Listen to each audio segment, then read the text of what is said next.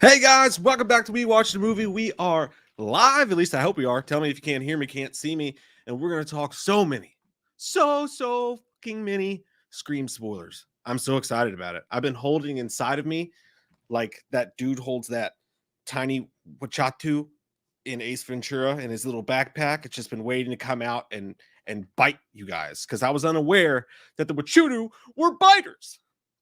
How's it going? Got some early people in here tonight, man. Got Matthew. I'm Chris Hollywood. Matthew P. I'm Chris Hollywood. I just said that twice. David Gill, Guardian Beardizer, Stephen Beckner, Landon the Paranormal Dude, Heisenberg, David Gill. You different now. Says, where is Jay? Jay has not seen Scream yet. So Jay, though, surprise, did not know this until just a little bit ago, which is awesome. At the end of the stream, when we're done talking about Scream, we're going to have Jay on, and we got some Halloween Ends news for you fuckers. So really excited about that. Really pumped about it. What's up, Domingo, Emily, Lori, Andres, Cheyenne, Diedrich, Infinitor? How's it fucking going, folks, man? It's nice to be here with you guys on a, what is it, Monday night, talking some motherfucking Scream. Well, we'll start it off with that, Riley. Why the fuck wasn't Stu in this movie? Riley says. I know some people don't want Stu back. I know some people say, hey, he's fucking dead, Mike. Shut up. But guess what, man? I mean, hey, the writer of the series said he was alive. He said he was alive. They were going to make Scream 3 with Stu. He was going to be behind bars, and he was going to be running the whole thing. But Columbine happened, and they couldn't bring him back. So in my mind, if the guy who wrote Scream says that Lillard survived in his mind, there's still hope for Lillard in this movie. And I have a big theory that I'm going to wait for more people to get in here, get rolling about it. But I have a really big theory for that involves Stu and involves this movie and involves Scream 6 that we're also going to talk about as well. But we'll wait a little bit on that. But that's going to get so sexy. What's up, D Mitch? Thanks, man on the moon. Appreciate that, buddy. David, I'm all about Dewey's death too, man. I hate to start off the stream that way, but god damn, did that fucking hurt. I mean, all of the people you could have killed. You know? Now, do you guys let's start this with a poll. Let me put a poll in here. Because let me go over here to our YouTube where I can make a poll with it. And I'll make a poll. I want to know what turns you on. I also want to know who you guys, if you could have had your druthers. Let me ask you guys this in a poll. Would you have rather Gale died than Dewey? Yes or no? Gale, Dewey. All right. I'm going to put that in there. I'm going to see what you guys think about it. We'll do a couple of polls as we're going on because I know a lot of people feel so strongly about these things. Let me tell you guys why. I think what I think should have happened. Okay. Number one, I think that they absolutely should have killed Gale off instead of Dewey. All right. Maybe not Sydney. I'm not down with the sickness for killing Sydney off because if you kill Sydney off, in my mind, she's gone through all of this. This whole story has been about her struggle her entire life. And if you kill her after 4 movies of her surviving Ghostface, then all the other movies just become sad because it's like, oh, she survived so that he could kill her in the end anyways. You know, I just feel like it just ruined Sydney's plight to have her dead. But for me, you kill Gale, and here's why you kill Gale instead of Dewey. Because Dewey has been stabbed multiple times. I think he said 9 times. He walks with a limp. Ghostface has fucked him up, and Dewey has never been the one to put him in the ground. Okay, now you have Gale show up. He kills Gale. Dewey's all broken up about it. He's all fucked up. And then at the end, how much more satisfying would it have been to have Dewey kill the killer, kill Ghostface? And he finally, not only does he avenge what happened to Gale, but, you know, Dewey finally avenges everything that Ghostface has done to him. He killed his sister his entire life. You know what I mean? That's what I would have wanted. That's what I would have wanted. Did you have to kill any of them? I don't know. Like some people think you did. Some people say you had to kill one of them for the franchise to be taken seriously at this point, to really make you feel like anything could happen. I understand that to a point. I really do. So, I mean, I guess maybe you did have to kill somebody. I don't know, but I definitely don't think Dewey. And like, but let's be thankful for one thing. Dewey got a cool death scene. There's one huge problem with Dewey's death scene, and that ties into my theory. So we'll talk about that in just a second. But at least he got a cool death scene, man. He saved somebody. You know, he saved her. He saved, you know, the little sister of who's his own little sister he couldn't save. He couldn't save Tatum, but he saved her. You know, he gets them to safety. He walks back, and that death scene was cool. It was probably maybe the coolest scene in the entire movie, that whole hospital sequence. And then that death scene with both knives in there, man. And you're like, oh, he could have survived that. And then a little bit of blood falls, and then a lot of blood falls. And you go, it's fucking Scream. He could survive. Then the one goes in the back, and you're like, maybe he could survive 50. And then when Ghostface pulls it up, you're like, shit, fuck, it's done. It's done. It's dead. It's over with. He's fucking dead. And I hated it.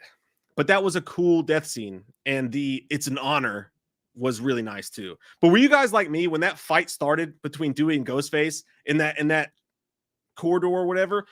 As soon as they started fighting, like the movie wasn't scary to me. Like it didn't scare me, but you know, I know all the ins and outs of Scream like so many of you guys do. So, you know, I was never really scared, but I was on edge. That scene when they started fighting, man, I was on the edge of my seat like, oh man, no, not Dewey, not Dewey, not Dewey. And unfortunately, I got my fucking heart broken.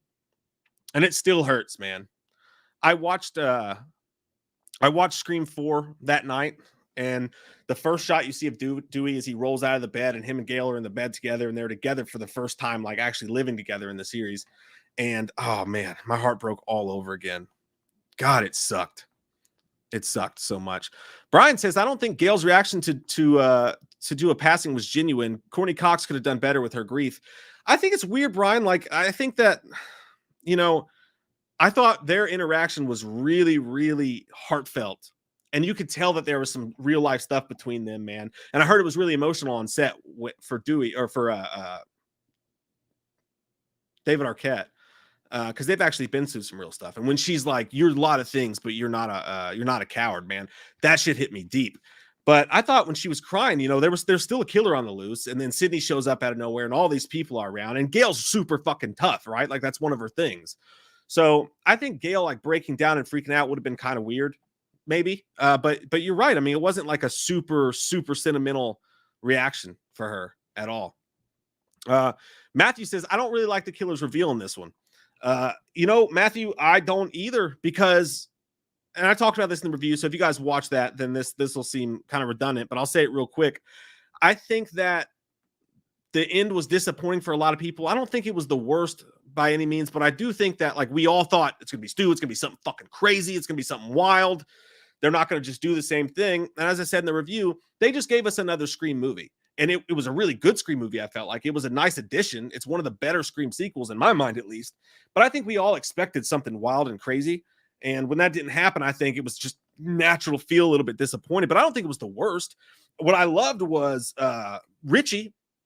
Like when Amber reveals that she's the killer, just that quick boom. It was shocking just because it happened so fast. And I hated to see Liv die, by the way, because I liked her a fucking lot. But, you know, at that moment, I'm thinking, okay, there's definitely another killer because she definitely didn't do all this herself. And I hope it's not Richie because I like Richie. I would have liked Richie to survive this movie and gone on into future movies. Richie could have been, I mean, he was funny and quirky enough to be the new Dewey type of character in future sequels. Like I could have seen that. That would have worked.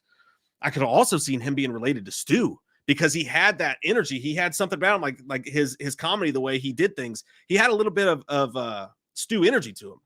So the fact that he's gone out of the franchise now kind of sucks. But I mean, you can't keep everybody around. But when he pops up and stabs that knife into her, I was like, fuck, shit. And not only is it, I get that it's underwhelming because it's not a shock. And if you watch the movie back, you can pick apart parts where you're like, yeah, duh, he's the killer. But I think that was a part of it too. They were like, you know, let's almost subvert expectations by making it obvious. I don't know. I don't know. I know it wasn't the best. I know it wasn't the coolest reveal, but I mean, Scream's not all about the reveal. You know, Scream to me, it's about that. It's about all the stuff that goes on. It's about the music cues. It's got its own aura to it. But really, I mean, it's also about Ghostface. You know, I know a lot of people were disappointed with the reveal.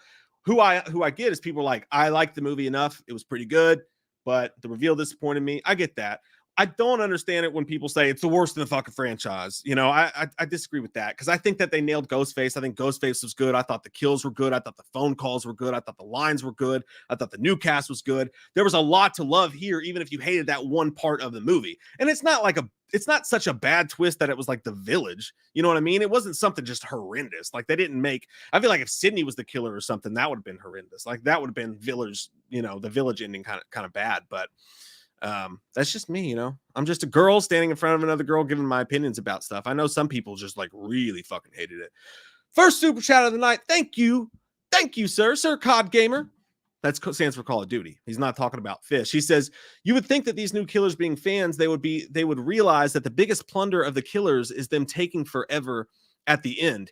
That's a great point. You know, it's not one that they mention. I feel like they've even gone semi-meta in Bond movies and shit like that when the killer's like, I'm not going to sit off and give you all my plans. I've seen enough movies. Like, we've seen that before. So it is kind of weird that they would stop and explain their whole thing. But also, you got to think about it. If your whole thing is you're obsessed with this franchise and you've got Sidney fucking Prescott standing in front of you, you know what I mean? They wanted to know how clever they are. Because in a way, it's just like when they told Dewey that it was an honor. In a way, these people are celebrities to them. And even though they're going to kill them, they are also beloved to them. So they want that killer in that instance. I get why they're divulging all their plans and talking too long and taking forever, because they want to let them know just how clever they are. They want Sidney Prescott to be impressed with them. So in that sense, I kind of get it. You know what I mean? I'm Chris Hollywood said, I can't believe how well Skeet Ulrich looked with the CG. At least I think it's CG. Yeah, that's what I heard. Like he was in the movie, but then they also CG'd him a little bit, just updated him a little bit. You could see, like, I read somewhere that like when it comes to CG, your mind knows, like your mind, whether you can tell or not, your mind can tell. That's why sometimes like you're looking at something, you're like, it doesn't feel real. I don't know why, but it doesn't feel real. I think that was just our minds. I think they did a good job on it, but he looks fucking good for his age, man. Like, I'm surprised they even had to do that much CG. It seems like something they could have fixed in makeup with the Billy Loomis reveal. And by the way, what did you guys think about that? The Billy Loomis reveal that they showed him and used him in flashbacks. Now, I think there's no doubt. We all talk about Stu, but nobody thought Billy was ever dead. I mean, nobody thought Billy was ever alive. But it was cool to have fucking Skeet back on the streets of Woodsboro. And even if it's just in her mind, that was kind of cool. The only time I didn't like the Billy Loomis stuff is when he was in the mirror at the end. Because it seemed like that knife handle sticking out was pretty goddamn obvious. And then she looks in the mirror and he's like, yeah, get that knife, girl.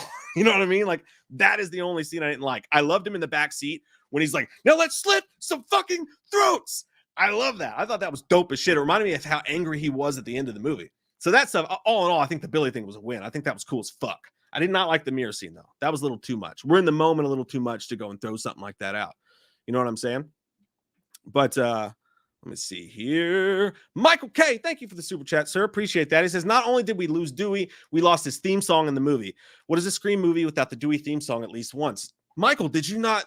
Oh, I think you're talking about future movies. Because I was going to say, one of the highlights of the film for me, I'm not a huge fan service guy. Like, I'm really not. You know, like, I think it's just, back in the day when it was a surprise and not everybody did it, I used to love it. But now with Marvel and everybody doing it so much, like the fan service stuff doesn't always, you know, get me going. Halloween Kills, I thought did it way too much. As much as, you know, I do love that movie. But I think that I got so fucking pumped, man, when he's walking up, because I listened to the soundtrack before I saw the movie and I didn't hear it. It's apparently in there under a different name, but I thought that was somebody else's score originally from Broken Arrow used in Scream 2. I didn't see it on the list, and I thought there's no way they'll use that because it'll be too much rights to go through and all that. But dude, when he decides to help and he walks up the street, oh my God, when that song played, I was in my fucking seat and I saw it the first time by myself and I was just like, yeah, just silently to myself, like, fuck yeah. That got me semi weirdly emotional too. Just hearing the Broken Arrow theme song for Dewey, that was awesome. But yeah, that will be missed, no doubt about it, in the future movies. And Dewey will too. That's my thing. If you kill Gail off, Gail kind of comes back and she does the same thing every time. I love Gail, but you know, if you watch that movie and you look back on it, who could you imagine making more of a dent in the franchise, being more of a pertinent character in Scream 6, 7, 8, however many they do? Dewey or Gail?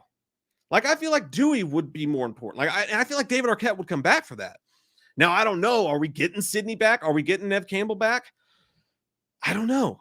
here's the problem I have with Nev coming back and Gale. And I don't know if they will, if they're planning on it. I can't tell.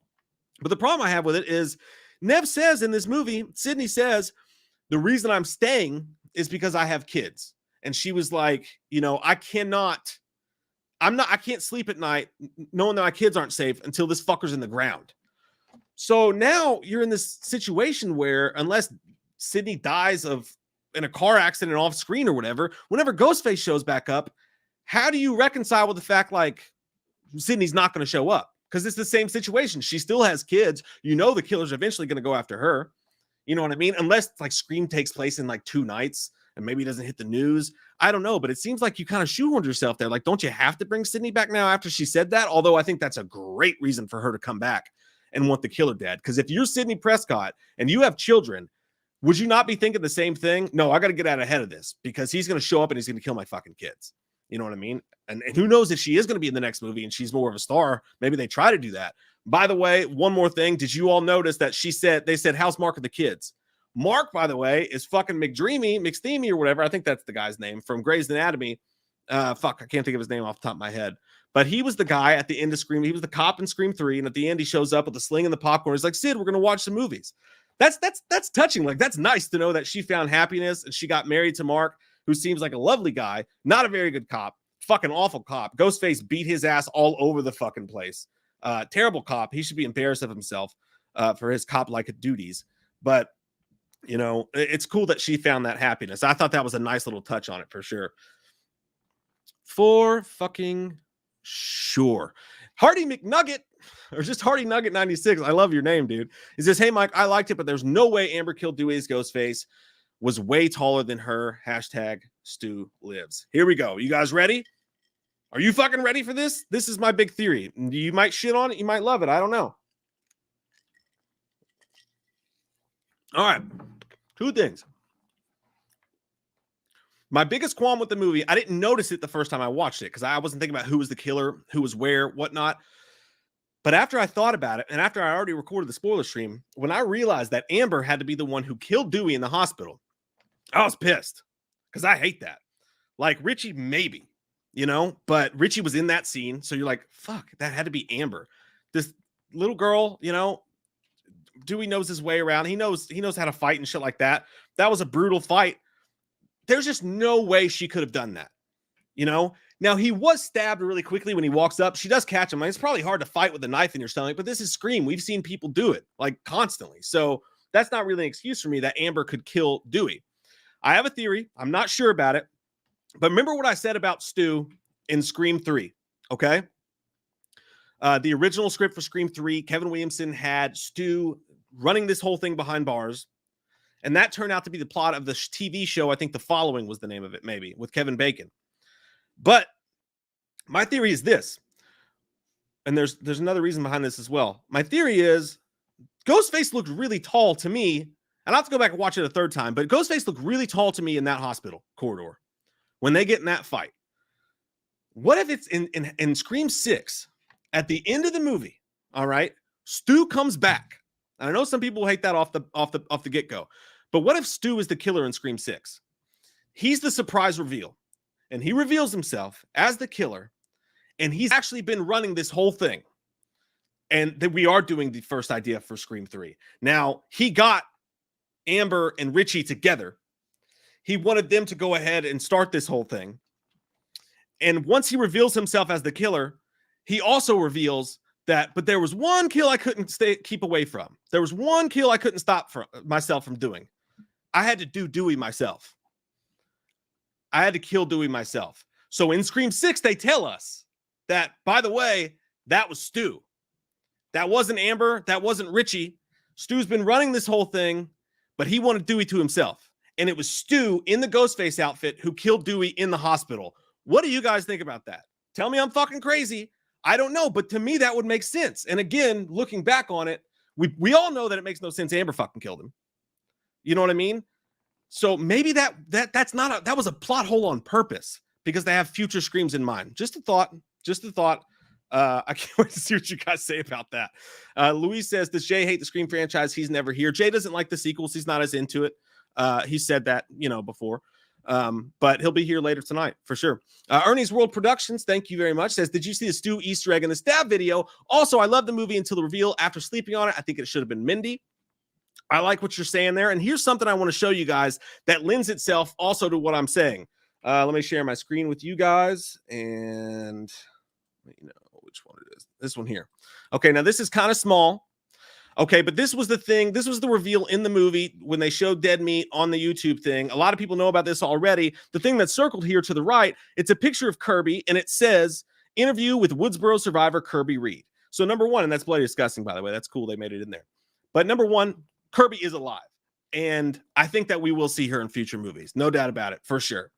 Number two, everybody's freaking out the Kirby thing. When I saw this and I looked down at the bottom, this is what I got fucking jacked to the tits about, okay? You look to the bottom, it says episode 118, did the real life Stu Macher survive? And it's a true crime video.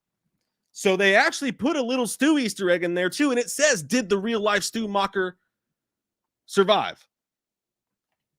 I mean, that adds to it a little bit, no? Does it not? And to add to the Kirby stuff, that Kirby's, I think, definitely going to be back. This is on the Scream Reddit. These people are awesome. This person's Midority posted on there that someone posted that Mindy and Kirby would be best friends. And apparently one of the directors liked that post himself. I think we're no doubt getting Kirby back. I think that's a for sure thing. Kirby's coming back to the franchise. No doubt about it. Thanks, Ernie's World. Appreciate that for sure. But I want to look at what some of you guys say about my idea here. Let me see. I'm behind you guys a little bit. Thank you guys, by the way, for showing up tonight. This is going to be fun as shit. I can't wait to talk about all this stuff with you. And again, Jay will be here with us later. Booster Seat says they pulled a Leatherface. Do you think, cuz ending? I don't think it was that fucking bad, Booster Seat. That was one of the worst horror endings of all time. Looking at Leatherface. Do you think, cuz? The Jaeger Bomb says, with the Billy reflection at the end, it feels like they are setting up a Mr. Brooks situation with Sam in the sequels. That's another fucking fascinating goddamn thing. When we go into Scream 6, one of the best things that Scream 2022 did, no matter how you feel about it, maybe the ending wasn't enough for you, and I get that. But you got to think, has any Scream sequel before left open the table for this many fucking options for future sequels? Have you ever watched the end of a Scream sequel and seen so many opportunities for more sequels, for another trilogy? First off, you have the sisters. Jenna Ortega stole the fucking show, dude. She's an actress. I mean, those scenes where she's crying and yelling at her sister, she was so fucking good. You know what I mean? And I liked Melissa Barrera as Sam.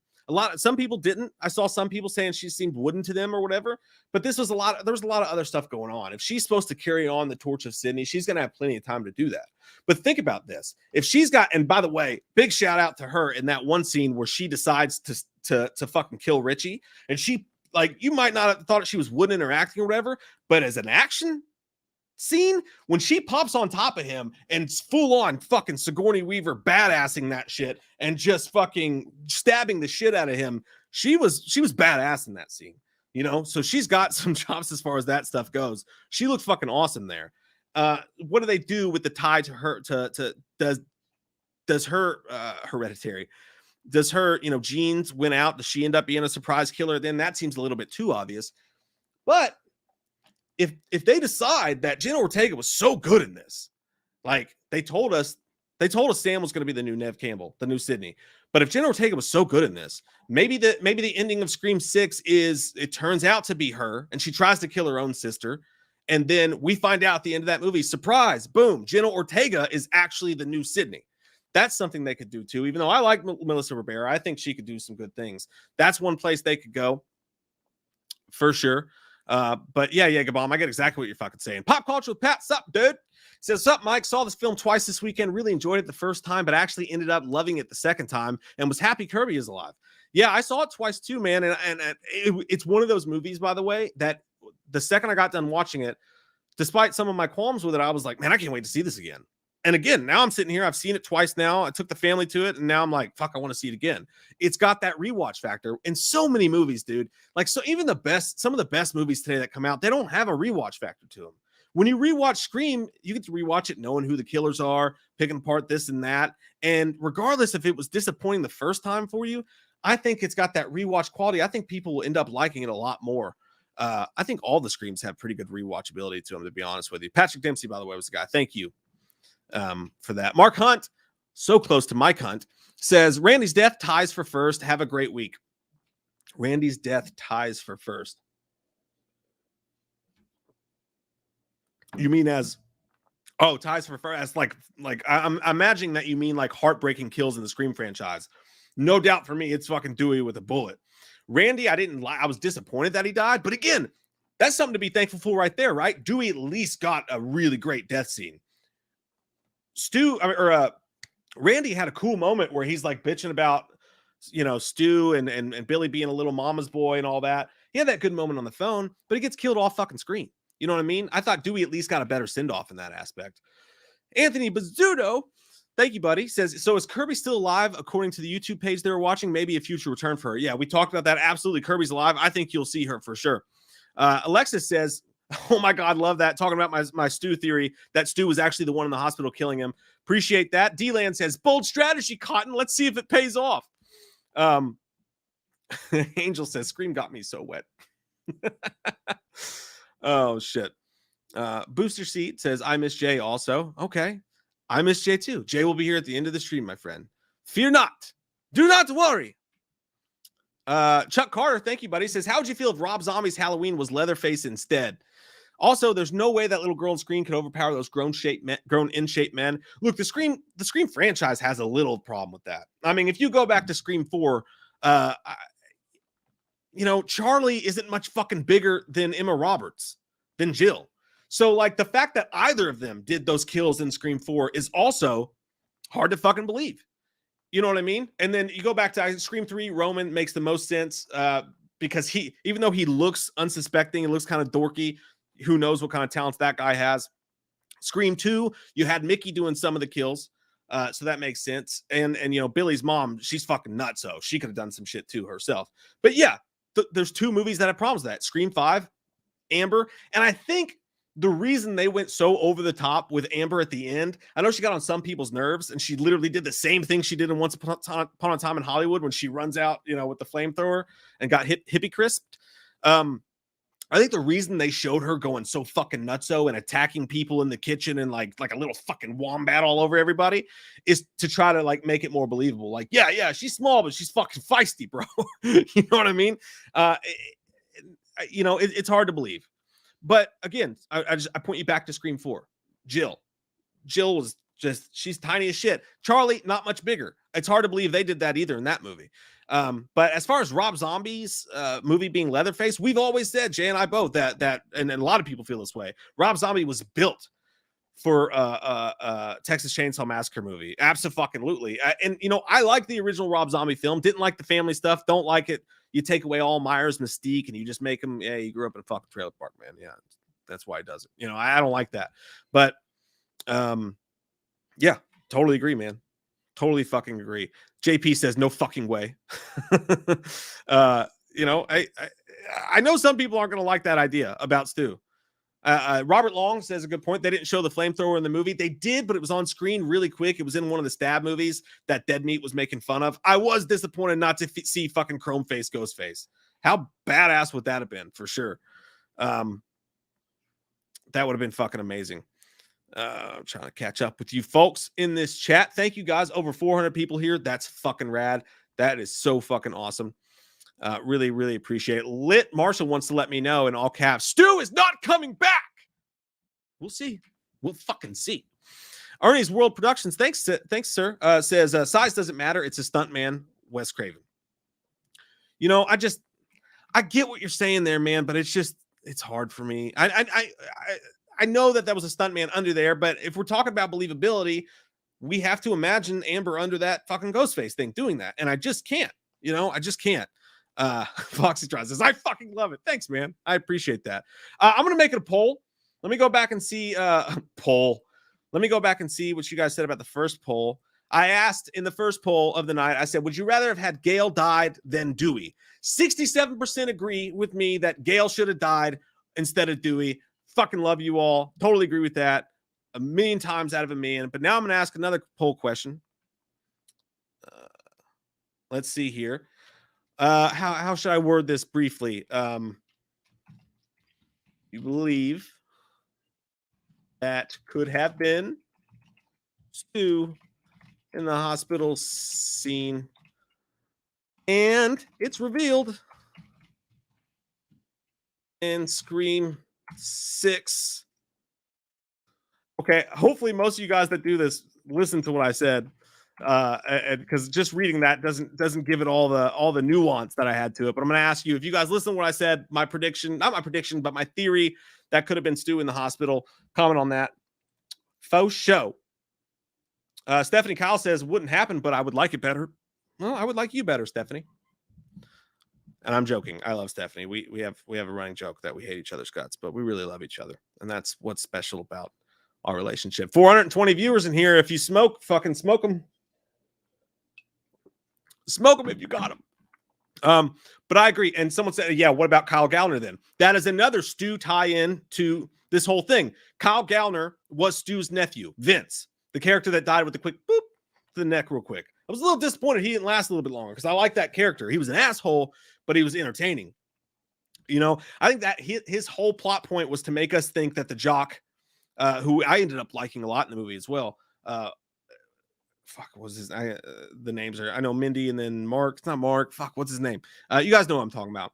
They had the bruises on his arm. They had him getting a fight with Vince before. They were trying to use him as a red herring to make us think that he was the killer, and that's what Kyle Gallner's basic purpose there was. But then you find out that he's related to Stu. So I think that they could pull that back in. You know, Stu's mom could come into the fray at some point because he killed both. That's another fucking thing. Or was it sister, nephew? Yeah, so it was his sister. Either way, it was a family fucking member. So now these Woodsboro teens and Sidney Prescott specifically being involved in it have killed two of Stu's family members now. Stu and Vince. So that could be a revenge plot that comes into play somewhere. But yeah, Lambent Entertainment says, I really hate the Stu theory. He should not be alive. If they ever bring Stu back to life, I'll officially forever be disappointed in the franchise. The movies are usually grounded in realism. What's more realistic, though, my friend? That Amber could have killed Dewey in that scene? Or that somehow Stu was alive? Here's what I'll say about the people who believe Stu could never come back and he's absolutely dead. The TV doesn't bother me. The stabbing doesn't bother me. People survive. Look at all this. Jen Ortega got stabbed like 67 fucking times in this goddamn movie. You know, still alive. I think that these people could have fucking survived it. Stu could have survived it. My only problem, and they're going to have to write the fuck out of this to make this make sense with the Stu theory, is if Stu is alive, why the fuck hasn't in a single scene in the entire franchise, Scream 2, 3, 4, and 5, why the fuck has it not been brought up that Stu's in jail, Stu survived? Someone would have mentioned it at some point. So that's going to have to somehow be some weird Woodsboro secret. Someone was going to have to help him fake his death. You can write that in somehow, but I'll give you that. I don't really know how they're going to do that. That is the biggest speed bump to overcome when it comes to Stu possibly being alive still. But I'm holding on hope. I really am. Matt Fashenda. Thank you so much, man, for the sweet super chat. That's awesome of you. Says, my biggest problem with the film will always be the choice to kill off Dewey. Yeah, dude, fire it into 1,000 fucking suns and shit on it. I hate that idea. It doesn't mean it made the movie bad in my eyes, but it changed it from a 9.5 out of 10 to an 8.5 out of 10. For that reason, since it felt like a poor decision. You know, I tried my best not to take my score away because they killed Dewey. And maybe subconsciously I did. I think the movie for me, it was an 8.5 out of 10. Again, just real quick, I think that it was a super solid fucking sequel and one of the best sequels. And I think still walked away, even me feeling a tiny bit disappointed in the reveal that they didn't try to do more with it, but I understand why they didn't. You got to get this fucking win. And they are at the box office, by the way. If you guys heard the box office numbers, we are absolutely getting a fucking Scream 6. Maybe a whole new trilogy. But based on what this movie fucking did, Scream is coming back. You know? That's fucking amazing. But I agree with you, man. I hate it. It's I try not to take away from the score for myself because it's like a personal decision for me. Like I try to be like, I'm going to view it as a movie and not that they did this that I didn't like or this that I didn't like. I try to do that, but I'm just a human fucking being. So but I'll be honest with you guys. Like when I think about the movie, my excitement just gets peed on a little bit sometimes because I'm like, God, fucking Dewey's dead. And this was Dewey's maybe best role in the whole fucking thing, right? He was so fucking cool, man. Like, I'm not saying it's cool that he was an alcoholic and that he was sad, but like that arc could have been cooler. Like, you know what I mean? Like that arc could have finished off better. Like he could have overcame that. Now he did in a sense because he saved the girl and whatever, and he had his closure with Gail finally. But yeah, dude, it just hurts, Matt. It fucking hurts, dude, and I hate it. I hate it too. And I know my heart burns there too. Ernie's World Production says also Vince Vaughn played Stu in Stab, I think.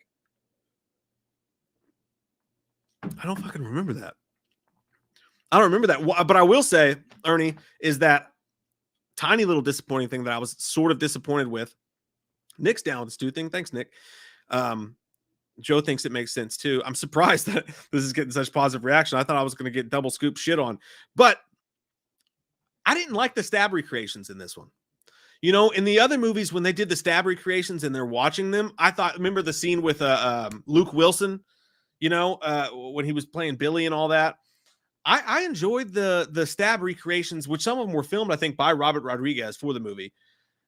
In the other movies more than this. This, they did the rules scene, and Mindy's sitting there on the couch, and she's watching the Randy scene where he's doing the rules, and they just got some, I don't know who that guy was. It's not that he did a bad job or anything, but to me, the stab recreation scenes in this, they were not up to par with previous stab scene iterations. That's a super, super tiny nitpick, but that's one thing I did forget to mention in my original thing. We'll try to catch up with you guys here so we can kind of throw some ideas off of each other as well. Carrie Crownless, thank you, my friend, says, I have never cried so hard in a movie theater than after Dewey died. Tara, in my opinion, outshined Sam, but she gained my respect after killing Richie. Yeah, you said it right. Like, Tara was amazing in the movie, and she really had the emotional moments.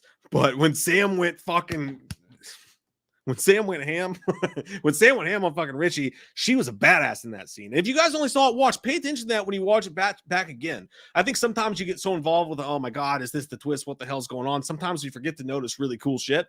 And when Sam goes fucking nuts on Richie, that was a cool ass scene. She was a badass there. But yeah, man, that Dewey thing hurts, man. It hurts so much. I cried almost twice. I cried once when Dewey and Gail had their conversation together on the street. That was sad. And then I maybe shed a tear and a half when Dewey died. It was the first time it wasn't. It was just fanboy fucking rage in my heart. I was like, God damn it, fuck. And the second time I was like, I know it's coming and I can't take it. Andrew Morris, thank you so much, man. It says, I got a theory that Stu's sister will play a role in 6 to take revenge for her son dying. She busts him out of the loony bin to start killing. So you think she busts Stu out of the loony bin? We find out he's there and they start killing together. That's an idea too. Maybe that's the second killer a little bit. I get what you're saying, man. I'm picking up what you're putting down a little bit. Let's see here. All right, I'm almost caught up with you folks in the chat. I'm trying my best. Brandon Taylor, thanks so much, man. Says, I definitely think Stu is alive. Whoever killed Dewey lifted him off the ground. I don't think Amber could have done that. And that's what I'm saying. I hope I hope that comes true. I really do. I really hope that we find out that was Stu in that fucking scene. I really fucking do, man. That would be so fucking rad. But yeah, it makes way more sense. And retrospectively, even if you don't want Stu to be alive, if Stu is the killer in that hospital and he's been running the entire thing, and it makes sense because he's like, I'm gonna let you kids kill these other kids, you know. And Stu's in his mind, he could be like, I knew that Gail and Sydney would come back, and I needed to get them back, and I knew that they would kill these kids and they would survive this or whatever. But we got to kill one of them, and if we're gonna kill one of them, none of you fucking kids are killing any of the original cast members except for me. So that's the one kill I want. And here's another big question for you, Brandon, and everybody else. Thank you, by the way, Brandon. Someone brought this up, okay, to me. This was not my original idea, but it did get me thinking. Another hint that Stu could have been behind all this. Think about the opening kill, all right? Jenna Ortega's on the phone. She's on the phone. She's talking to Ghostface. She thinks she's talking to Amber, her friend Amber. And then he's like, this is not Amber, blah, blah, blah. But then Ghostface is filming Amber in her window, brushing her hair, right? And originally I thought, oh, this could be pre-recorded video, and it still could be. But you got to think also, while Ghostface is filming Amber and it's going straight to Jenna Ortega's phone, Ghostface holds up the knife. You can see clearly outside the window. And that they were on a live call. Right. And so I'm sure there's a way to pre-record that video or something, but they were on a live call, it looked like, and Ghostface is there. At that scene, Richie was still on the other side of fucking town where he was with Sam at the bowling alley the next morning. He finds out about it with her. Now, it's possible he could have made the trip overnight, sure, and he was there. But what if they tie that back in too? You know, so again, I want to say, Amber's in the window brushing her hair. Richie is way over where him and Sam live. So who was filming Amber holding the knife, the Ghostface knife, while he's talking to her? What if we find out that was fucking Stu? And even if you don't believe it was Stu, what if we find out that that was another killer? And that's the reveal in 6. What do you guys think about that? That trips me up. And again, not my idea. Somebody commented it and I was just like, whoa, fuck. But yeah, just something to put in your pipe and fucking smoke, guys. Something. Jordan Talks Film. Thanks, buddy. Says it was realistic. Dewey was whooping Amber's ass and she caught him off guard. Stu is my favorite killer, but he's dead, bro. Jordan, the writer of the movie said he lived. He said he lived. That's all I'm saying. You know, but I don't think it was realistic, man. Like, I know she caught him off guard. But how many times do you see somebody in a Scream movie get stabbed and still fight their way away from Ghostface? Again, Jenna Ortega survived Ghostface stabbing her fucking twice. Dewey's been stabbed the whole fucking shit ton. It's just hard for me when I watch that scene to imagine Amber could have held her own in that situation. I get what you're saying. I don't see it, man. I don't see it. I love you, though. We're just going to have to agree to disagree. High voltage. Thank you. Says, fun fact, I counted, and this film has the same kill count as Scream 1996. There were 6 deaths in both movies. I didn't fucking know that, dude. That's awesome. That's why I was so excited to do the stream tonight, is because you guys catch more shit than I do. We're all just people watching movies. I'm not one of these people out there that's like, I know fucking everything. You know, I still have my fucking ideas from you people. Not steal, but you know what I mean? Like, you guys are so smart. And that's a big shout out, by the way, to the Reddit community and the Scream, because they're fucking on shit. They're on. That's why whenever I show these Reddit things, I try to, you know, make sure to point out the person who said it, because Scream fans fucking care, man. You guys really do. The Jaeger Bomb, thank you so much, says proof Stu is still alive. He is at the party in the background of Scream 2. I think that could have been just for fun. I don't know if they ever meant for that to actually be Stu, but Jaeger Bomb, that would be funny as fuck if they actually made that work. And they were like, yeah, that was actually Stu in the background of Scream 2. Courtney Reed, thanks, buddy. He says Randy explaining the rules showed Halloween 2018. Yeah, and again, Courtney noticed something I didn't fucking notice. He said that when in that movie, when Randy's talking about the rules, apparently Halloween 2018 is on one of those bookshelves somewhere, which is fucking nuts, and I love it. Dakota Buckner's, thank you, buddy. Appreciate that. He says, what's up, Mike? I love Scream 5. Another Easter egg that I saw was the guy who played Vince was in the 2010 version of A Nightmare on Elm Street. Yeah, Kyle Gallner. He was also in, and he was good in that movie too. I believe he was in the Megan Fox, Drink My Boyfriend's Blood, Megan Fox fucking Megan's Body. Dead Megan's Body. What the fuck was that? I think it was Megan's Body, right? I don't know. It was a pretty good movie, actually. Adrian Brody was in that as well. But yeah. They were both in that movie. And I like Kyle Gallner. I think he's a good actor. Carrie Crowless, thank you, says they purposely had Dewey in a bad place so his death wouldn't hurt as much, but it still hurt. I cried so hard, just bought a Dewey t-shirt in honor. I would buy a Dewey t-shirt right fucking now. Again, man, he was so cool in this movie. And you know what my biggest qualms with Scream 4 is? He was finally the sheriff of the whole fucking town, and they didn't let him do shit. He was running around talking about fucking lemon squares and shit. Like, he finally had a chance. He was in charge, you know. In Scream 4, they could have had him do more. But in this one, it seemed like the perfect time to really let Dewey's character come full fucking circle, you know? And like, and imagine this, like, what if Gail's dead? Oh my God, that's fucking it, you guys. That should have been it. Gail dies. Dewey avenges her, and he not only avenges her, but he avenges Ghostface killing his sister, stabbing him 9 times, leaving him with a limp, all that shit. Dewey's the one who saves the day at the end of the movie and kills him. And Dewey survives. And you know what Dewey says at the end of the movie? He says, Gail always tried to force me to leave Woodsboro. I could have had a happy life with her. And he could have looked at Sydney and been like, I'm sorry. I'm never, ever coming back to this town. In Gail's honor, I'm going to do what she always wanted me to do, and I'm going to leave. I'm going to leave Woodsboro, and I'm going to leave all this behind. I finally got that son of a bitch. Doesn't matter to me who's underneath the mask. Anybody that does that is disrespecting my sister's memory and my wife's memory, but I got him, and I'm done. And he walks away into the sunset. You know, that goes against what I said earlier about Dewey would have been awesome in the future sequels, but if he didn't want to come back, that would have been a better way to end his arc to me than just having him die. And especially if it's fucking Amber. Now, if it's Stu, that adds a little bit more fucking oomph to it. You know what I mean? That gives his death a little bit even more meaning. And I like that. That's all I'm saying. That's all I'm saying. Chris Pears, thank you so much. Appreciate that. A killer in the next one will survive. And I think it'll be a third killer that is independent of the other two. Here's something Scream's never done before, Chris. You're absolutely fucking right. One of the things I said that I'd like to see in this movie is what if the killer gets away? What if that's the twist? Like, let's subvert expectations. And at the end of the movie, you get the end of the original Halloween where he's gone. We didn't catch him. We always catch him. What the fuck? He kills people off and he gets away with it. You know what I mean? What if he even reveals himself and then gets away with it? Or what if they kill one of the two Ghostface and then the other one gets away? And then you start to have real. One of the lines I didn't like in the movie was when they said, you know what the problem is with Ghostface is that Halloween has Michael Myers and Friday the 13th has Jason Voorhees and they keep coming back, but our franchise doesn't have that. And then she's like, but the daughter of Billy Loomis doing this?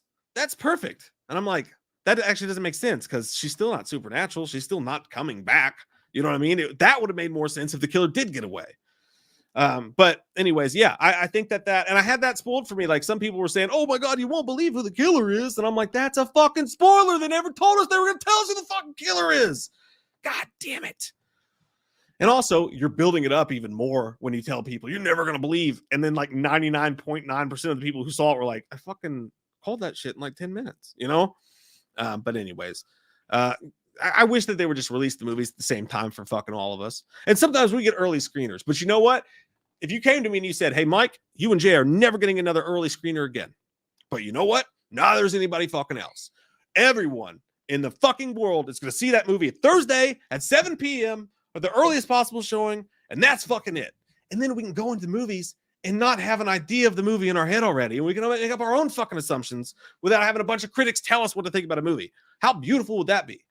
Why don't we fucking do that? Really, why don't we fucking do that? Gary, thank you so much. Says people survive two bullets. People survive bullets to the brain. So Stu could survive. And the girl in Scream 4 survive a shock to the head. And they could have the second killer be a cop. Gary, that's another interesting thing that we're going to talk about tonight. Kevin Williamson recently came out and said that his original idea for another Scream movie, his original idea for Scream 5, and I think he said even 6, would have been to have Jill surviving Scream 4. And she's in college somehow, and Sydney is a professor there, and it wouldn't really focus on Sydney, but it was focused a lot on Gail. And I'm like, I fucking hate all this, Kevin. I love you. I hate all this. That's terrible. Jill surviving. I don't know how that even works. That's dumber than Stu to me. Not because of how she died, just because she fucking told everybody she was the goddamn killer. And she's at the same campus as fucking Sydney. That would make no sense to me. But, you know, that's why I'm not a fucking movie writer. You know what I'm saying? Brand said Mickey survived. I mean, you're right. People do survive gunshots to the head, but I think that's going to be hard for people to. That's even harder to believe than a little tube TV on the face. What you guys are going to end up having me do is I'm going to lay down here and I'm going to have Jay drop a tube TV on my face just to be like, see, I told you I survived this. You know what I mean? But I think he could. I don't know. Jordan Talks Film, thanks so much. Says, oh, yeah, there was a cameo with Stu on YouTube, huh? Yeah, not a cameo, but just at the bottom of the screen, you know, it said, did Stu Macher, the real Stu Macher, survive? And fuck, maybe that's fucking it. Maybe that's how you explain that no one's mentioned Stu in the other movies, is because it was some crackpot fucking theory that the fucking body went missing and nobody believed it or some shit like that. But it was just a rumor. But like, how do we know Stu's mom didn't work at the fucking morgue or like something? I don't know. Didn't work for the paramedics. I don't know. But it seems like they could do that somehow, some way. Maybe I just want it too badly. Maybe I just want it too fucking badly. Tammy says, do you think Jill will come back? I fucking hope not. I really do. One of my least favorite killers. I love the scene where Jill like goes all fucking Fight Club and is throwing herself around the room. I hate her motive. And I know some people love it, but I hate her motive. The whole, and I always say, you know, that in the Brady Bunch, when she's like, Marsha, Marsha, Marsha, there's literally a scene in Scream 4 where Jill's like, all people care about is you, Sydney. You're the most popular one in the family. It's all Sydney, Sydney, Sydney. And I'm like, this is the worst motive to me. I get that people like the whole like lazy teen thing, but it just doesn't do it for me. Just on personal opinion. Jordan Talks Film said Amber seemed like a female Stu to me. Thoughts? Jordan, you're fucking right. I was torn. I was so torn because when I was watching the movie, I was thinking originally, I was like, Richie is so fucking Stu. Like, there's just a Stu quality to Richie. It was the best joke of the fucking movie, by the way. Not when she shoots him in the leg when he's hiding in the closet and he pops out and Ghostface shows up, and then Richie goes, "Oh my God, it's Ghostface." Like, that was the best joke of the fucking movie to me. I laughed my ass off. And at that point, I was like, yes, maybe Richie's not the fucking killer. We saw how that went. But as much as Richie seemed like Stu to me, when Amber was going all fucking buku nut salad on everybody and running around like she was at the end of Once Upon a Time in Hollywood, and that nasty glob of spit came out when she was yelling at someone, I thought the same thing. I was like, she's trying to, and it took me out of the thing a little bit, even though I think she's a good actress. It took me out a little bit. I was like, she's really trying to be the Stu in this situation. But yeah, I did sense that. I sense the same thing, Jordan, for sure, man. Sean P, thank you, sir, says, but if Stu was alive, wouldn't they address that when the original characters reunited? I predict a random third killer revealed in the next movie. You know what? And you're right, Sean. Maybe it's not Stu. Maybe I'm half right, half wrong. Maybe it was whoever was directing them. There is a third killer, and that's who was in the hospital, not Amber. Maybe it wasn't Stu at all, but somebody else tied to it. That makes sense as well. That's a really good point, dude. And that's what I was saying earlier. The biggest plot hole of Stu still being alive is that no one's mentioned him in any of these fucking movies. That's the biggest writing problem you have to overcome. To me, it's not about him being dead. It's just that's all about it. Or that's, oh my God, you know what I mean. Ben Carter Music, thanks, sir, says, do you think it was Stu in the hospital scene? That's what I was saying, dude. Yeah. I think it may have been Stu in the hospital scene, and we find out in 6 that he's been running the whole thing, and he wanted to kill Dewey himself. He's fine with the kids killing off everybody. He knew Gale Weathers and Sydney would win at the end of that scene. He just did it for publicity or whatever, and that he was there. I think that could be it, man. Ben Wolf, thanks, sir, says, imagine in Scream 6 that Billy Loomis' daughter visits Stu in prison like Halloween 2018. Set it up for Scream 7. There you fucking go. That could happen too, if they can figure out a way to explain why he's been alive in prison and everybody fucking knew it, but nobody said anything about it. I think the only way to do it may be that he is just missing. Like, and there was a rumor, maybe there's a true crime show like that one in the fucking bottom of the thumbnail. Maybe there's a true crime show that's covering it. And some podcaster, it's like, I think Stu Macher's still alive, but nobody believes me. And you can do it that way too. You know what I'm saying? By the way, we got to talk about one thing too. Someone mentioned Judy's death. That was a really good jump scare to me. That was awesome, I thought. And I loved Wes Hicks' character. I thought Dylan Minnette did a great job. I would have been okay with him surviving a little bit. I thought he was likable. I thought Mindy was really fucking likable. Liv was likable. I loved all the cast. I really did. But Judy Hicks' death was good. That was good. When she's leaving and then coming back, when she runs to get out of the car, I think we're all thinking, is her son going to be dead when she gets beyond that door? So it was to me, it was an underrated jump scare, because you're like, oh my God, he's in the shower. Is she going to get to him? What's she going to find when she goes inside the house? Is she going to find Ghostface? Is her son going to be dead? What's going to happen on the other side of that door? So what do? The audience is focused on her getting from the car to the door. Ghostface is in the fucking bushes. She never even makes it to the door. That shit startled me. I threw some popcorn in there. I was like, damn, that's good. And some people gave me a little bit of shit, okay, because I compared Judy's death to Drew Barrymore's death in the original Scream, and they were like, how is that fucking tied in at all? And I think I explained it poorly. What I meant when I compared those two is that the genius of Drew Barrymore's death in Scream is that her parents are right fucking there.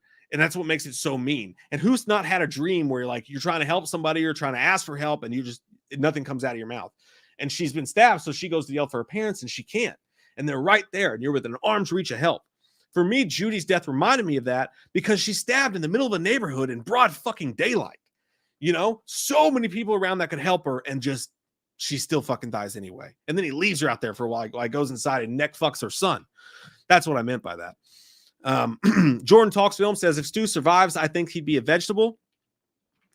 on, man. Like, again, how many times does General Ortega stabbed in this fucking movie alone? How many times have we thought Dewey was dead for sure? Now, that's somebody who I think is actually dead now. I think they made that pretty goddamn clear. Someone did make a point, though. They were like, hey, when they fucking wheel that body out, they don't zoom in on the tag. It doesn't say Dewey on it. But if Dewey, I think Dewey's more unbelievable than fucking anybody. Hey, we reached over the 500 mark, guys. Thank you guys fucking showing up for this. This is fucking awesome, man. I'm having a great time. Movie Chat More Part 2 says 4 is the worst in the franchise, 5 a close second. That's your opinion, man. For me, I flip-flop between 4 and 3 as being the worst in the franchise. But I liked 5 a lot more. But hey, man, hey, it's all fucking subjective, you know. It's all subjective. Movies don't create psychos. Movies make psychos more creative. Mark Ponce, thank you, sir, says love Scream 5. Didn't like the killers. I was waiting for Stu to come and say surprise Sydney. Also love Skeet Ulrich's appearance. Yeah, totally agree with you, man. Totally agree with you. I don't think I don't think the actors who played the killers did a bad job. I just think that we all expected this Scream to bring some fucking surprising action, you know, and they made a solid fucking Scream movie. But for some of us that our expectations were so high, we wanted something fucking wild and crazy. Jesse Deadeyes, thank you very much, says, I just loved how Sam being Billy's daughter is a Sam Loomis Easter egg. Yeah, because if you work that in a certain aspect, it could be Sam Loomis, which is genius because Billy Loomis's name was named that as an ode to Sam Loomis anyway. So her name being Sam, that's just fucking dope, man. I love the kind of shit they did like that in this movie, for sure. Geoffrey Snyder, thank you, sir, says, imagine a conversation between Stu and Sam, but Billy is talking. Okay, between Stu and Sam, but Billy is talking. I feel like Billy would bring shit up to piss Stu off.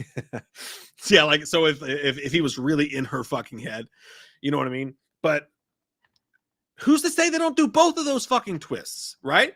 If they do bring Stu back and Stu reaches out to Sam and Stu's able to get in Sam's head and be like, your dad and, you know, me and this and that, and then it's a double twist reveal. What if at the end of Scream 6, would you not shit your goddamn britches if we find out that Sam, who was supposed to be the new Sydney, everyone's a suspect. And we find out that Sam, who was supposed to be the new goddamn Sydney, right?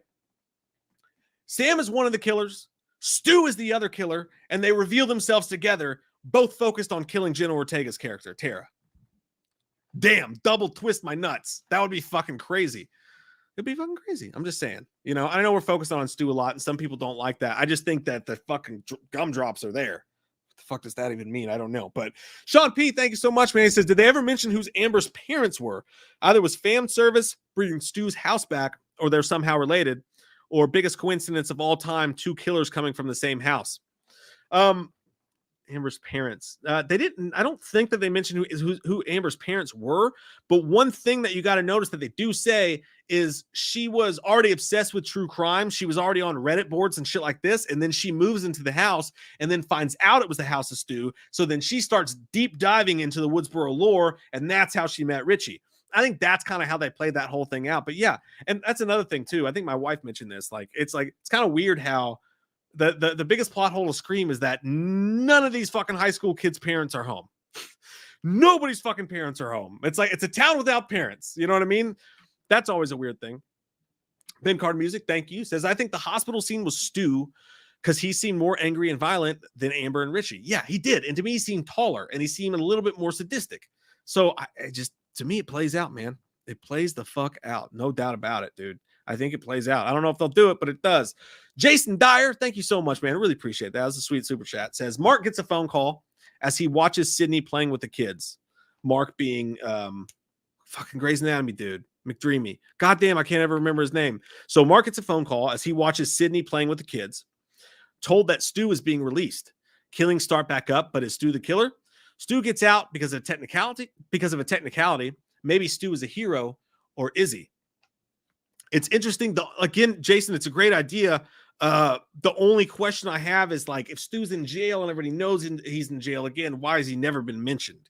I feel like if Stu's alive, it had to be something weird that happened. He had to get out of that somehow. Or they go to check the morgue and the fucking body's gone. I don't know how the fuck they would do it. I really don't. That's why I'm not a writer. But I see what you're saying there. And if Stu does come back into the fray, and What if they don't even do it as a killer reveal, right? What if Matthew Lillard's in the fucking IMDb credits? Matthew Lillard's in the trailer, and the trailer tells you he's like, I didn't do anything. I swear, you know what I mean? Something like that. That's another wild and crazy fucking wild thing they could do there, Jason. I like where your head's at, man. Like, what if you find out Matthew Lillard really was a good guy? I don't know. You know, it's crazy. Mark Kincaid, by the way, Ronald. And that's another thing they could do too. Does he fucking come back? Does Mark's character come back? I don't know if Sydney comes back. You know, and let me put that as the last poll on here for you guys, because I want to know what you guys think. Like, do you all think that was the last we're going to see of Sydney?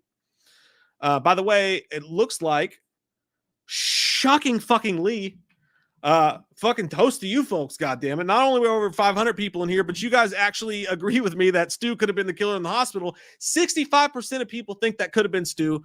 The 35% no. I'm going to send this to Radio Silence and be like, make it fucking happen. Whether that was your plan or not, people can believe it. God damn it. And I want it. And you have it. So you fucking give it. It could happen, man. It could happen. So I think probably the last question I'll ask on here is, do you all think this is the last of Sydney and Gale for the franchise? And I want to talk about this a bit. Because I'm very confused with the ending. No, I didn't want to add an option. Go away. Stop. Okay. I'm very confused with the ending a little bit, because it's like, okay, neither of them died. But again, like I said before, Sydney has to come back now anytime there's a ghost face, because she's always going to have fucking kids, you know, unless you center the movie around Sydney, which if you did that, why would you have ever brought in all these fresh, new, cool, good characters that you brought in? It's not going to happen. They're going to focus on them. I think the action's going to take place in Woodsboro. It's not like the movie's going to focus on Sydney alone. So I think that we might be done with them, but I think it's going to be a plot hole. You know, it's going to be one of those things they do in Marvel where they're like, where were the Avengers in this entire 12-season episode on Netflix? Like, oh, they were dealing with New York. You know, you're going to have to like put in some line. Oh, Sydney was sprained her ankle. You know, I don't fucking know. I don't know how you explain them not coming back if this comes back to Woodsboro and happens again. For sure. Because they didn't leave it that way. I don't know. Mark Ponce, thank you, sir, says, can you give my son Jackson a good luck shout out for his next basketball game for Mark Wahlberg, please? Hey, Jackson, you got a basketball game coming up? Oh my God, I used to play basketball all the time. You know, I have 2 home gyms. I do. I have 2 home gyms. I have one where I keep it really fucking hot outside because I keep it hot in there because I want to sweat when I have to lose weight for the fucking roll. You know what I mean? Like if I'm doing a box or something like that, like I have the 12-pack fucking abs. I keep one really fucking cold in case I'm doing another, you know, you never know when you're going to fucking Everest. You're going to be in the new Everest movie, climbing the fucking mountain.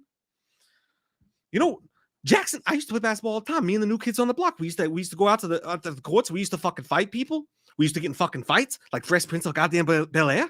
We used to do that all the time. Say hi to your mother for me, Jackson. Say hi to your father, Mark. I hope you do good in your next basketball game. I used to play basketball myself. They used to get my name wrong all the time in the newspapers. That went a little bit too in the newspapers. But yeah. Hey, good luck, fucking Jackson. You kill that shit. Thanks, Mark. Appreciate you guys. You run on that fucking basketball court like a silverback goddamn gorilla, and you don't take any shit. You're gonna outrun the fucking wind out there. Domingo Rivero, thank you so much. Says Kirby is a killer or the third one in this film. Kirby is someone that I never see Sid or Gale or Dewey being the killer, you know, but maybe Kirby could be a killer if you were going to flip that around. You know, maybe you don't tell people she's in the movie and then she shows up and she's like, I don't know what her motive would fucking be. I don't know what her motive would be. That's the hard thing, Domingo. But I'd be satisfied if she came back as a really strong character overall. Ben Carter Music says Matthew Lillard posted on Twitter. It's just the TV, right? You think he'd survive. That's what I'm saying. Even Matthew wants to fucking come back. Even Matthew wants to come back. Let's fucking do it, God damn it. Jason Dyer, thanks, buddy. Says, why did Mark not help Sydney? He most likely is still a detective. Sydney was like, hey, honey, I'm going to kill Ghostface. Dinner's in the oven. I'll have money for pizza on the fridge. But yeah, I thought about that too. Jason, there's 2 things about that. one, Sydney didn't initially come back. She told Dewey, she's like, no offense, but I have no fucking intention of coming back. You know, I guess she got off the phone and then thought about, no, I need to protect my kids or whatever. But technically she came back because Dewey died. So she probably used that as an excuse. She's like, Mark, Dewey's dead. I got to go be with Gale. My friend's dead. I got to go. You know, she probably didn't tell him, hey, I'm going to go kill this. And thirdly, Mark did nothing but get in the way and almost get himself fucking killed the entire goddamn plot of Scream 3. At the end in that house, he was as useless as I would have been in that situation. He just runs into a room and gets clocked in the head. And then they go, oh, come on. After fucking Sydney and everybody kills the killer, like, oh, you're okay. Get up. You're fine. You know? He was no help in that fucking, that final thing at all. Gary, thank you so much, says, I didn't mean to bring Jill back. LOL. I meant she survived a shock to the brain, so Stu could survive a shock to. Oh, I get what you're saying. I see what you're saying. Yeah, my bad. And I said people survive bullets to the brain because Stu could survive TV damage to the head. I totally agree. He could have survived that fucking TV, Gary. I really do. Anthony Fitzgerald, thank you so much. Says I think they should have Sydney and Gail skip the next movie and have a big return for 7 as well as a returning Stu. Maybe. I like where your head's at. And here's another question. Now that we know we're definitely probably fucking for sure getting a Scream 6 because the good box office numbers. And in the middle of goddamn Omicron, the great box office numbers, now do they get a little bit more confidence? And they do kind of what Halloween did where they go, let's make it a fucking trilogy, boys. Let's fucking do this thing. You know, maybe we see that happen. Maybe they write several movies and then you've got a whole nother trilogy happening here. But I don't know. But, you know, I do wonder if, though, how many times can you bring Sydney back now? I would love to hear what Nev Campbell says about it. You know, has anybody asked her? Has anybody asked her or Gail, like, so is this really the last time? I don't know if anybody has, which is a weird thing that they wouldn't fucking ask that. But, you know, I mean, Jamie Lee Curtis said it herself when Halloween did it. She's like, I don't think they'll ever write another good story after this one that would bring her back. But, yeah, I would always come back if the story was right. They say in the movie, they say, we can't have a bona fide Halloween movie without Jamie Lee, which I was like, I fucking disagree with you guys. God damn it. I liked Halloween 6. But, you know, I don't know. I don't know if they should bring him back. I think we have enough to move on with here. But again, it's just a plot hole that she wouldn't come back now that she's mentioned that she has to protect her kids. I don't know. Anthony Fitzgerald, thank you so much, dude. He says, I think they should have Sydney and Gail skipped. Oh, I just fucking read that, Anthony. My brain is melted. Thank you, dude. Angel brings up a good point. I thought of this too. Says Mike, didn't Amber say Dewey was the last thing he saw before he died like a pussy? So I don't think Stu would have been in the hospital. I hope he returns. Very easy though to get around that.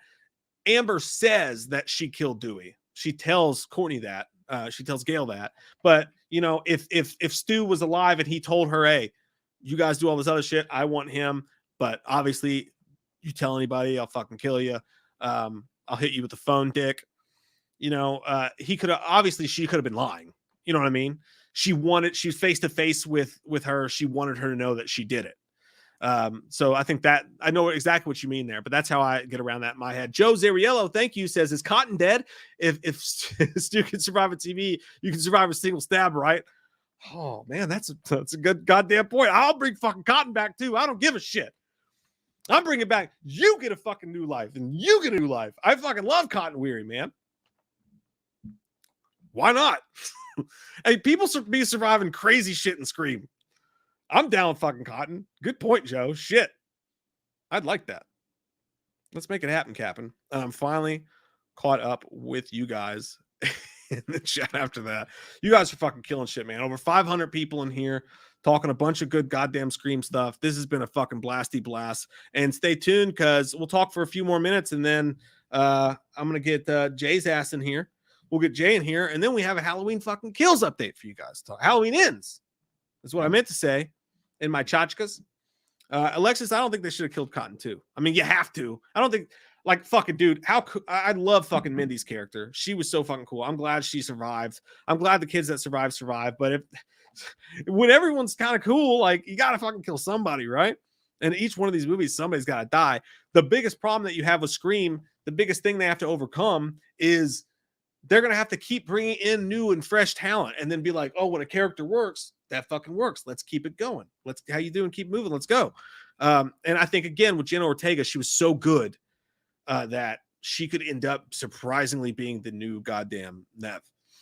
Vanessa Moreno, I love you so much, Vanessa. You quietly filming some bitch. And we had a meetup one time, and then I found out later that Vanessa filmed fucking everything. She was like goddamn Ghostface, just preparing for her next kill. Vanessa's the fucking best. Love you, Vanessa. So I tried the TV to the face, and now I'm a ghost. Thanks a lot, Mike. Thanks a lot. I feel like I should put up a jackass disclaimer. Please do not drop a tube TV on your face to prove Stu could have lived. But if you live, please send me the footage and let me know so that I can share it with people. Gary Crowless, thank you. Says Mike is Oprah now. You get a new life. You get a new life. Fuck it, man. Scream be doing that shit all the time. David Coe, thank you so much, man. Says, I feel like that conversation between Gale and Dewey made it unbelievably obvious he was going to die. They could have had Gale give exposition to Sydney in the car on the way to Stu's old house.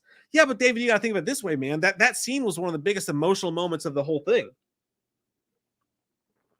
Like, I think the movie definitely would have suffered if it didn't have that moment between Gale and Dewey. Every movie has a Gale and Dewey scene in it, right? Like they always let us know what's been going on with this exposition between the two characters. So that would have been something the movie was missing for sure. But I do get what you're saying if it was going to give it away. But for me with Scream, like I feel like, you know, I go back to the original movie when Dewey's standing there and he's talking to the sheriff and Dewey's licking his fucking ice cream cone and the sheriff's smoking a cigarette. If you watch, it's hilarious because every time the sheriff takes a cigarette drag, Dewey licks the ice cream cone. But remember when you see the boots come down in the bathroom stall and Scream, and then they pan up from the sheriff and he's wearing the same fucking boots. Like I think Scream is, as a franchise, ingenious in the way that they use their red herrings. And I think that even when you see something you think is going to be obvious, you can't really bank on it because it's probably a red herring. And that's why I think they thought they could get away with making obvious killers the killers in this one too. That's why I think they got away with making Richie and Amber the killer. The second Amber was like, the second Amber was talking to Richie and he was like, oh, so wait, you're protecting her from her own sister and her boy and other guys or whatever. I was like, wow, there's a motive for fucking Amber right there. And I was like, okay, well, that's too obvious, so I won't believe it. And then when it seemed obvious Richie was going to be the killer, it was like, oh, well, that's too obvious. I don't believe it. The only time I thought for sure Richie was the killer was after Amber revealed herself, because then I started to go through the characters left. And I was like, oh, it's got to be Richie. You know, it's got to be fucking Richie. Because if you look at who's been stabbed, who's fought Ghostface. One thing I will disagree with people about, though, a lot of people say that, no, I knew it was Richie. I knew it was Richie in the hospital because Ghostface slashed his arm and didn't actually kill him and just knocked him out of the way. For me, if you go back to Scream 2, same fucking thing happened to Jerry O'Connell's character. Ghostface shows up, tries to kill Sydney. He tries to stop him. Ghostface slashes his arm, gets away. Dewey even mentions it. He's like, kind of convenient that you walked away with a flesh wound, you know? So that to me was why I didn't think, oh, it's definitely Richie. The only time Richie really gave it away is the way he looked at Ghostface when he was shot, you know? But to me, when I see those in retrospect, when they make the killer obvious, you're like, yeah, I knew who was the whole time. But if the killer was the jock, you would have said, oh, it was obvious the whole time. He had the bruises and he killed Vince. You know, almost anybody who was the killer that was in there, you would have said it was obvious the whole time because they dropped a little hint that it could be this person, that person, that person throughout the whole movie. They even did it to Dewey, which, by the way, that scene was fucking hilarious, wasn't it? When he was like, well, maybe you're the killer, because that cut deep. One of the best parts of the fucking movie, by the way. But yeah, no, I get what you're saying, David. I get what you're saying. Joshua Farouk. I hope I'm saying that right, man. Really appreciate that generous super chat. Thank you very much, my friend. He says, I think the killer in Scream 6 should be Sam and Tara's mom, who targets Sydney for killing Billy, but instead of killing her, her plan is to frame Sid for the murders. I think Michelle Rodriguez would be perfect to play her. That Michelle Rodriguez would be perfect to play their mom. There's no doubt about that. I'm over the moms personally, Josh. Like, I'm over it because we got Billy's mom, you know, and I think that was enough. I think that was like, you did that once, you did it in Scream 2. And I think if you go back to that well again, it's going to feel kind of strange. But I do get what you're saying. It's a good idea. And I do like the idea that Sam's the killer, but you have to do that in a fresh way because you can't just be like, Billy Loomis finally got a hold of her in her head and now she's the killer. I think you got to have a different kind of motive over top of that. For sure. But I think the way to do that, if you're going to make Sam the killer, is you spin that entire Scream 6 movie making her real fucking Sydney. Like she's being tough, you know what I mean? Like she's fucking doing the full Sydney thing, and you're really starting to believe she's Sydney. And that way you flip it and you make her the killer. Because if you keep whoever you decide to be Sydney, you better be sure you want that to be your Sydney. Because you're going to end up in the same situation where you don't want to kill off Sydney Prescott now. Because if you do, as I said, it makes every struggle she's been through in all 5 of these fucking movies pointless, right? Like, we watched you survive Ghostface, and all we want is for you to be happy. If Ghostface kills Sydney like some people want, it makes the rest of the movies fucking depressing. So they have a decision to make in my mind. Jenna Ortega was great, and Melissa Barrera was great. But I'm just saying, it would be a great fucking twist if at the end of that movie we found out Jenna Ortega is actually the new Sydney, and her sister Sam is the killer. But I'd be fine with either of them because I really like Melissa Barrera too. Then if you think about it this way too, if Melissa Barrera is found out to be the killer, look at how she fucking tore Richie apart. She is scary. I do believe she could do some shit. I mean, they fucking Action Jackson the shit out of her when she was stabbing the fuck out of him. And then that also gives you a new way to bring Billy Loomis back in the fray. Like, if she really starts to give into those visions of her dad and he's like behind her, imagine a scene where she reveals herself. And I would like a really early reveal, like halfway through the movie. It feels like kind of like what they did in the original Scream. Imagine a scene where Sam reveals herself as the killer really early, and they're in a house again, and the entire final act, Billy's there behind her. Like, the entire time, Billy Loomis is there. Skeet Ulrich is there behind her. Fucking do that. And he starts like getting into it and shit like he was in the backseat of the car. That's a cool idea, Josh. I fucking like it, dude. Thank you for the super chat, man. Ben Carter Music, thank you again, my friend. Says the heightened physicality of Amber doesn't add up to Ghostface in the hospital scene, and they attacked Dewey and Tara. That's my point. I think Ghostface looked pretty goddamn tall in that scene. And I had this idea after I watched it the second time, so I'll have to go back a third time and watch it fresh. But to me, Ghostface looked really tall in that hospital scene. Looked like Stu, not fucking Amber. Jason Dyer, thank you, buddy. He says, I think if they put Jay in Scream 6, he would still hate the Scream franchise. Although Jay and Stu, the killers in Scream 6, Mike, he would be the hero. No, I would die very fucking soon, believe me. But yeah, Jay and I will be killers in a Scream movie if you guys want, I promise. But no, I can't wait for Jay to see this. I don't think it'll change his opinion on the sequels. I really don't. But I'm excited for him to see it for sure as well. Speaking of which, we are reaching that time where we're going to get Jay's ass in here and talk some Halloween kills in a second. David Coe says Scream is still the only movie where 2 killers are obvious friends before to everyone before they're revealed. Not the case in any other movie. There's a lot of stuff about Scream, David, that like only Scream does.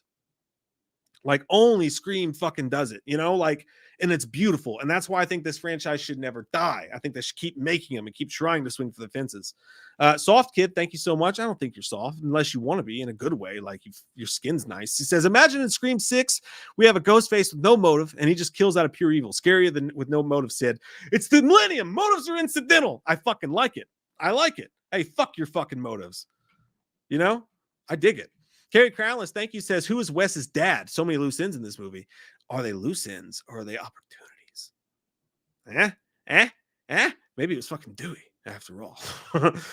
Rosemary, thank you so much, says, I wish Vince had lived longer, but the way they used Red Right Hand in that scene gave me chills. I hope you're having a great day, Mike. I hope you're having a great day too, Rosemary. You have a fucking awesome name. And that was a sweet comment. I do wish Vince would have lived longer, but I was very stoked to see Red Right Hand. You got to have it. Can't fucking win without it. Red Right Hand's got to be in these movies. Mark Dorman, what's up, dude? Says, you were already killer in a Scream movie. I saw that redneck spinoff. Yeah, by the way, if you guys, by the way, have just come to the channel with the Scream content, we have multiple Scream skits that you should check out. One of my favorite skits we've ever done, Redneck Scream, macaroni and cheese. You guys got to try that out for sure. Jägerbomb says, don't spoil this movie for Jay. Jay will be here in just a few minutes. I'm going to message him right now. I feel like we covered a lot of stuff. I feel like we did. If we didn't, let me know now. Tell me right now in the chat, like, if there's something that you wanted to talk about that we did not cover tonight. In the meantime, I will message Jay. We will get his ass in here in a moment, and then we're going to talk some good Halloween stuff, and it's going to be a great time in the Satchel region. That's the nuts. Let me see here. I've got to invite him to the stream using technology. Fuck yeah. Okay.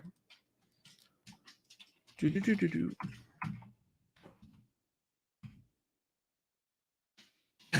be mad because as soon as he gets in here, I'll be like, I gotta fucking piss, dude. Joffrey Snyder says, oh shit, I'm lost. Lawnmower Man. John Cressup, thank you so much. Says, saw something earlier about Stu. What's the theory that he's alive, that he was in the hospital? John, I'll say it real quick for you. I think that Stu could have been running this whole thing. And if you look back at that hospital scene, Stu was the one dressed as Ghostface who killed Dewey because he let the kids run shit. But when it comes to the OG cast, he wanted to do it himself. And that we will find that out when he's revealed as a killer in Scream 6. I explained that way more better earlier on, so just go back. But that's the idea, my friend. Thank you, by the way. Thank you so fucking much. As soon as she gets in here, I'm gonna go piss. Dude, Michael Joe. I was thinking about that myself. Like I know Ghostface has been in Dead by Daylight and all that shit like that, but how fucking fun would a Scream game be? And they could tie it into that like Among Us thing where you don't know which one of your friends is the killer. Like they should make that shit. That would be amazing. Rams are up 14-0. Fucking nice, D Mitch. I needed that. I've been on a fucking losing streak, dude. That's good to fucking know. Message Shay real quick.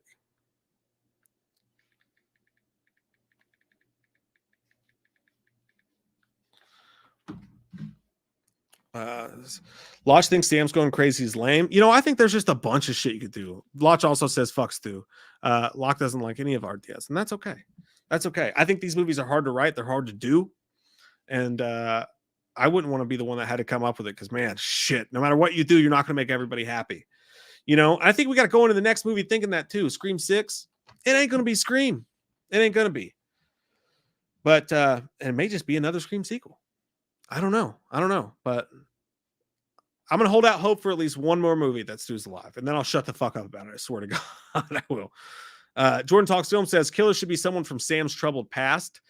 You know, I get that, dude, but I'm over the this is another thing with this franchise. Like one thing I didn't want for this movie and I don't want for future movies is I don't want to me it's lazy to have a character you've never seen before show up and be like, oh, I was related to so and so and I hate you off this. Nah. You know, I didn't want fucking Randy's sister to be the killer. A lot of people thought she was going to be the killer. I was like, that's too goddamn obvious. And if someone just comes out of screen and they're not been a person that you care about, it was the biggest problem I had with Billy Loomis's mom, the reveal. Like, I know she was in the movie a little bit, but to me, I was like, it just didn't stick it, you know? But I don't want someone just showing up and be like, by the way, I was Stu's uncle. Fuck y'all. You know, I want it to be someone in the movies for me personally when I see that. But I get what you're saying. Ethan, thank you, buddy. He says, what are your thoughts on Ghostface having a change of costume in a future movie? Like leave the mask, but a different outfit? No, says I, Ethan. I appreciate it, dude. I appreciate the shit out of it. I hate it, though. Like never, ever, ever, ever, ever. You don't fuck with the costume. You know what I mean? You imagine, like, I just couldn't imagine him looking right in anything else either. Like that robe, that sparkly fucking robe is so goddamn iconic. They tried to fuck with the mask and you saw how that turned out with the series. I don't think you can ever fuck with any fucking part of that entire goddamn thing. For sure. Daniel Jolka says, do you think Kirby's alive? I think it's a fucking for sure thing. I think it's been confirmed that she is absolutely fucking alive. Woo!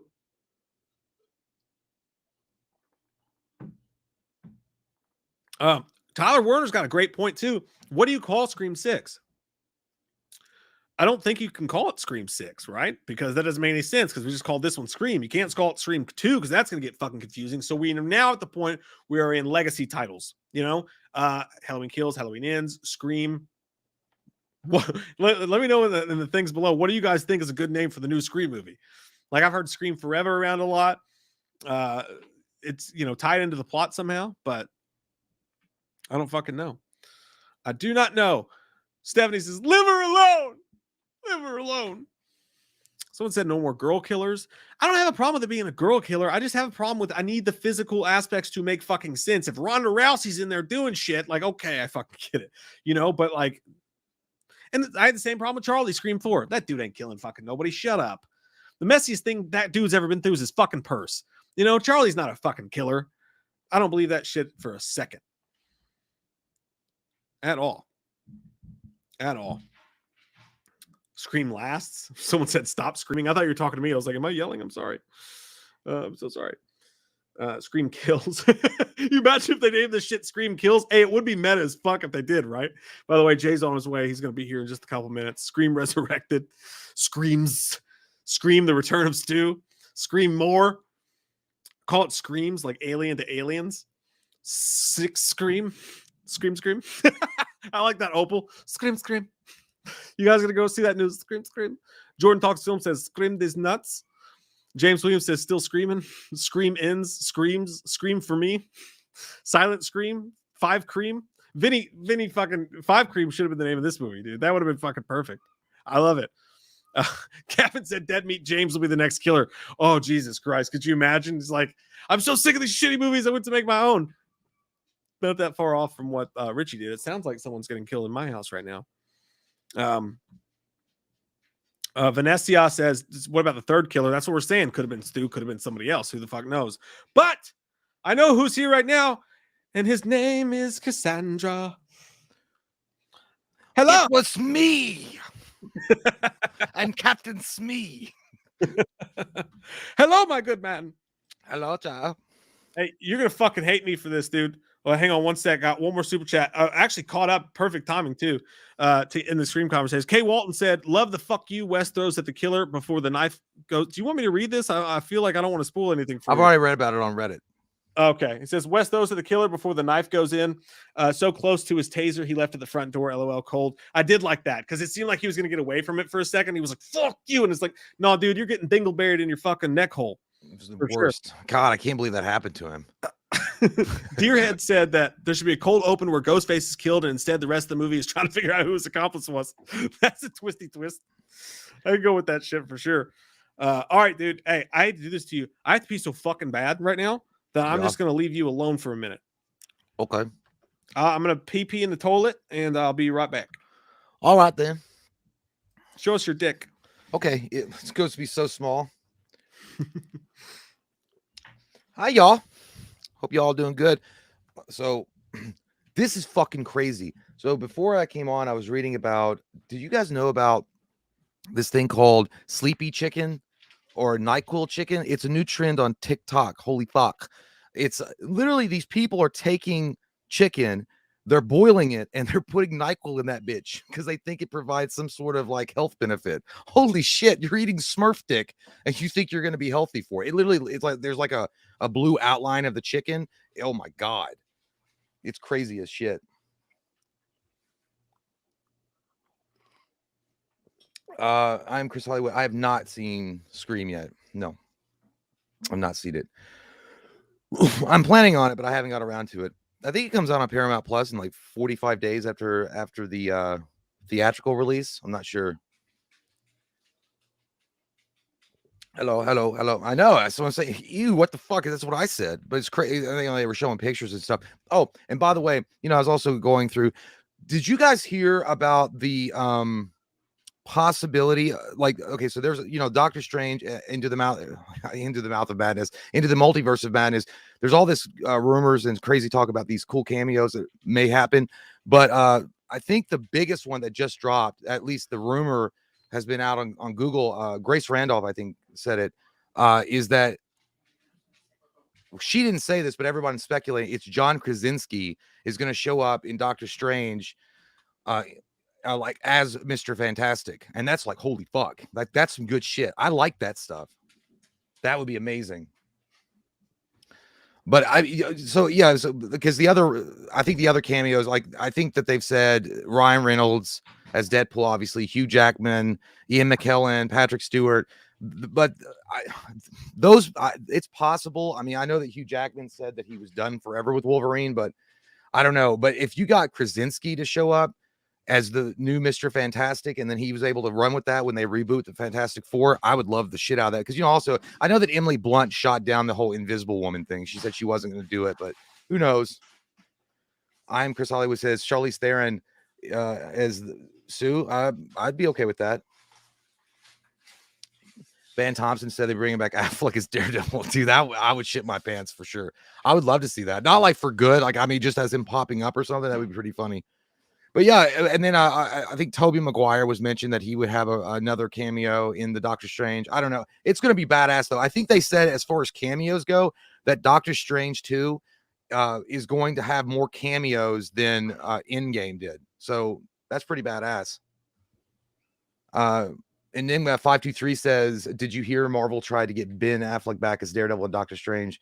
No, I didn't hear that, but like I said, I wouldn't mind that happening as long as he was only in it for a minute or two, because I know that he doesn't really want to be a part of that anymore, but it would be cool to see it. Yeah, and then I did hear someone mentioned, who was it? Jackman's Wolverine, Joe Maguire. Shit, there was another one that was a big one too. Fuck, I can't remember, but it's bad. No, I know it was the original Fantastic Four movies that came out in like 2005 and 2007. The guy that played Mr. Fantastic in that was supposedly going to show up. Oh, and the other one was, and I think this was shot down pretty quickly. I don't think it's going to happen, but if it does happen, holy shit, is Tom Cruise showing up as an alternate version of Iron Man, because I mean, there was a lot of, I think they tried to get him a long time ago, Tom Cruise, before they got Robert Downey Jr.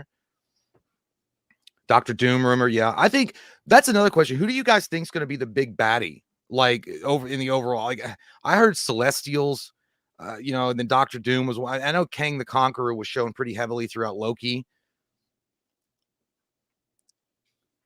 Yeah, I haven't seen it, guys. I'll get on it, I swear. I'm glad you guys liked it. It seems like it's getting a lot of heavy praise, though. The Punisher, yeah, I like that one too. Mephisto, yeah, I heard that too. Mephisto, yeah, he'd be a good one. I don't know. Yeah, Mephisto would be all right. Wanda would be good. Well, if they do Wanda, if they have the Wanda as the actual main villain and the overarching villain of the entire phase, she could wind up doing a House of M type of storyline, which would be badass. Howard the Duck would scare the shit out of people. Call him Howard the Duck. Spider-Man Kills. That's a fucking nice one. What about Moon Knight with Oscar Isaac's Vanessa? I have not. Is that who's playing Moon Knight? I think that. Didn't they just release a trailer for Moon Knight too? I gotta watch that shit.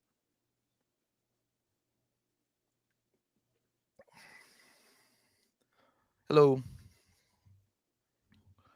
Yeah, I don't know. It was crazy stuff. What else was going on? There was some other stuff that was happening that I was reading about. I'm like an old man. I was like, what's the headline say today? No, there was not. Yeah, the only thing I was really like that was pulling my attention was the NyQuil chicken shit, and then the Doctor Strange thing. I don't know.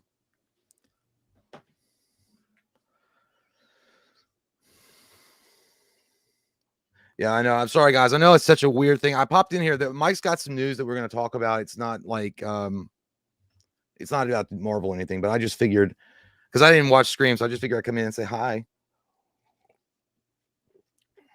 Excited for Megalomaniac says he thinks that Mike is taking a shit instead of pissing. It's probably poop coming out of his urethra. Chicks Rules 25 says excited for Jackass Forever. Yeah, I am. I'm excited to see it. Do the guys one more time. Go at. I also heard that Bam is going to be in it. Like, I guess they shot some stuff with Bam Margera before they kicked him out of it. Starfleet says Galactus. Yeah, Galactus would be awesome. Well, if they bring in the Fantastic Four, they've got to bring in Galactus, I assume. So, Halloween Men say, Halloween Men 70 say, I love the Ant-Man helmet you have. Thank you, man. It's good shit. I like that. That's I think it's from the Marvel Legends. We had a subscriber of ours that touched that up. Did a good job. Hi, Danny. Hey. How you doing? We was talking about the Doctor Strange 2 and all the possible cameos that might be hitting it up. Do you hear that they contacted Ben Affleck? Yeah, someone in the chat mentioned. I said I wouldn't mind seeing him if he just popped up as like a random, like he didn't really do anything. He just was there. But I don't want him to actually take over Daredevil. I mean, I think they have it all right with Charlie Cox. Yeah, and and plus Ben Affleck's Batman to me forever now. Like, he's just Batman. The other thing is, the big news is that Grace Randolph said, I don't know if she got a screener. I guess she did, but she said that she watched it, or I think she might have watched it. And she said there's a big cameo that's like a fan's dream come true that no one's talking about yet. And I guess the internet does the internet, and they looked into it and they think it's going to be John Krasinski showing up as Mr. Fantastic. Yeah, dude. I saw that was trending, and I'm like, the only reason I don't think that would be it is because Emily Blunt was like, remember, because she would be she said no. Yeah, she was like, "Stop fucking asking me about it." Yeah. So, but I mean, if it was just him, Well, someone said in the chat though, they said Krasinski being Mr. Fantastic, and then Charlize Theron maybe pulling up as Susan Storm, Invisible Woman. I could see that. She'd be good. Well, but I heard it was going to be the guy that played the original Mr. Fantastic in 2005 and 2007 showing up. That one guy that I can't say his first name, that Lyon. I can't, but that guy. Because the other ones, like the other rumors that were going around was like, which I think he'll be in it, but Ryan Reynolds as Deadpool will be in it. But I don't think the Hugh Jackman story is going to happen because he already said he was done with the role. Yeah, that would be weird because they finished his character off so well. Well, then other people were saying Ian McKellen would come back as Magneto and Patrick Stewart as Charles Xavier, and then they would feature some of the other X-Men. I was like, the thing about it is though, they want to reboot the series. Yeah, and you're gonna have so much to do anyways. Like if you have to bring the X-Men into Marvel, you have so much casting and so much shit and so much story to cover. Like, are you really gonna be able to do that and start bringing old X-Men back? I think they're not going to bring them back. I think they're still going to recast their own X-Men. I just think that they meant like they were just going to throw them in as a cameo, like a nod, like wink, wink, nod. Yeah. But the other thing was, dude, crazy as shit. Imagine this. They also said that Tom Cruise as Iron Man, because originally in a galaxy far, far away, he was supposed to be Iron Man, and it was an alternate version of Tony Stark.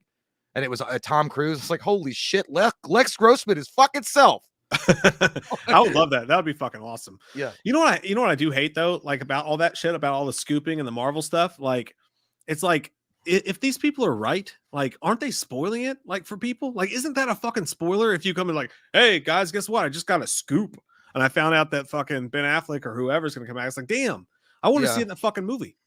You know? Well, I mean that kind of pretty much happened with No Way Home. Yeah, exactly. But they kept it as secret as they could. I mean, they even had like Andrew Garfield lying his ass off to everybody, and so was Tobey Maguire. He's like, "You'll get your cameo when you fix this damn door." And then someone fixed his damn door. Gary says, "Call it Scream, keep screaming, or set it in snow and call it ice cream." That'd be fucking great, ice cream is hilarious. Yeah, you could have Ron Howard's little brother that was in the Ice Cream Man be the killer. You remember that movie? Ice Cream Man. Yeah, dude. I remember the cover. I never actually watched it. That movie sucked ass. But yeah, I remember the movie. TYIE says, "What if?" Thank you, by the way. It says, "What if we got a live action Aliens vs Terminator versus Predator? Who would be the new Terminator, and who would be up to do Ripley?" You know who would do Ripley for me, and who I think should be in the Scream franchise in the future is fucking Samara Weaving, man. Like, she's such a badass. Yeah, Samara Weaving would probably be my choice too. She was really good in that alligator movie. I can't remember the name, but the alligator movie. That wasn't her. She was in Ready or Not. I like that girl in the alligator movie. She was good. Crawl. Yeah, Crawl. Whatever, Crotch. The name's Crawl, sir. She was fucking badass too. Yeah. Oh, Jesus Christ! I got the burpums. But the new Terminator, I don't know. You just got to go with a big body. Like they'd probably go with like The Rock or something, or Jason Momoa. RJB36 says, "What if they bring back Chris Evans as Human Torch? What about Chris Evans as a Terminator?" Fuck that. He's big. You know? I don't know. I don't know if I want to fucking fight you or fuck you. I don't like it either. Like he's too good looking. Either.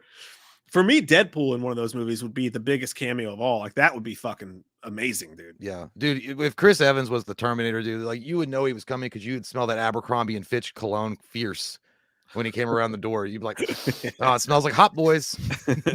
Dylan said, "Cast Joe Rogan as a dwarf predator." Hey, I got your ivermectin. That'd be it. Yeah, and his superpower would be smoking hash all day long, and he gets pumped up for the kill. I fucking love it. Did you hear that shit about Logan Paul? That he bought $3.5 million. No, was it? What's the other bitch boy's name? Jake Paul. Yeah, the boxer, whatever, the wannabe. Did you hear that they said that TMZ is saying it's complete bullshit, but a lot of the other news sites are picking it up and running with it, that they're in the early talks, verbal agreement with Mike Tyson for $36 million to fight. And then Mike Tyson, the TMZ said it's not true. And then another thing said Mike Tyson said that was the first he'd heard about it, but it was it's supposed to be in like they're deep in $36 million talks, verbal agreement to fight an exhibition match this year. Dude, the worst thing in the fucking history of boxing for me would be if one of the Paul brothers fucking beat Mike Tyson in a boxing ring. I don't care how old he is. It's an exhibition. Well, dude, first off, it'd be an exhibition fight. I mean, no different than when he fought Roy Jones Jr. It wouldn't be real. I know, but just cancel boxing forever if that fucking happens, dude. Just cancel it fucking forever. I gotta replace my battery. It's about to die. All right. Yeah, I don't think Mike Tyson would do it anyhow. I mean, he might. He's kind of weird now. He like chews mushroom like they're gum. Like, have you seen him? Like, literally, there's interviews with Mike Tyson, and he'll pop in like mushrooms and like chew them like they're like dentine ice, like constantly. So he might be down for anything, but I just think that he would get in there and just look at Jake Paul's fucking stupid face and like want to eat his lip off. Like, he just wouldn't like take that. He's got a reputation of he's like, I'm not gonna let that motherfucker touch me. If there's one fucking dude, if there's one person on planet Earth that I would not want to ever do mushrooms with, his name is Mike Tyson. Like, talk about a bad trip, dude. He's like, are you looking at me? There's an interview with these guys that were doing one with him, and he like almost like made the guy take him. And I was like, oh shit, like that's when you get nervous. Cause like there was like 3 other guys and they were doing a podcast, and Mike Tyson was sitting on the couch with this one dude. You could tell that he was nervous, and he's either trying to force like mushrooms down his mouth. He's like, no, man, I don't want it. He's like, no, you're gonna love it. Trust me. Come here, have some. And he was like, no, and he was like, come, and he's grabbing him by his throat. He's like, fucking take it. Like, or it could have been like weed, and he was trying to get him to smoke it, whatever it was laced with. And he's like, don't worry. He goes, this isn't a joke. This is gonna make you see things. It's gonna make you see things. Fuck no, dude. That's scary shit. Mike like, Tyson's so intimidating. It's like fucking sitting in a room with a trained tiger, but you don't know when something might just set it the fuck off. Like, you have no idea. Like, and when Mike Tyson laughs, you wait and you laugh after he laughs. Yeah, dude, Mike Tyson's he every scared bully Joe in school. Rogan, Like, dude. why are you laughing at me? Dude, he did. There's a clip of it, and said Joe Rogan gets scared.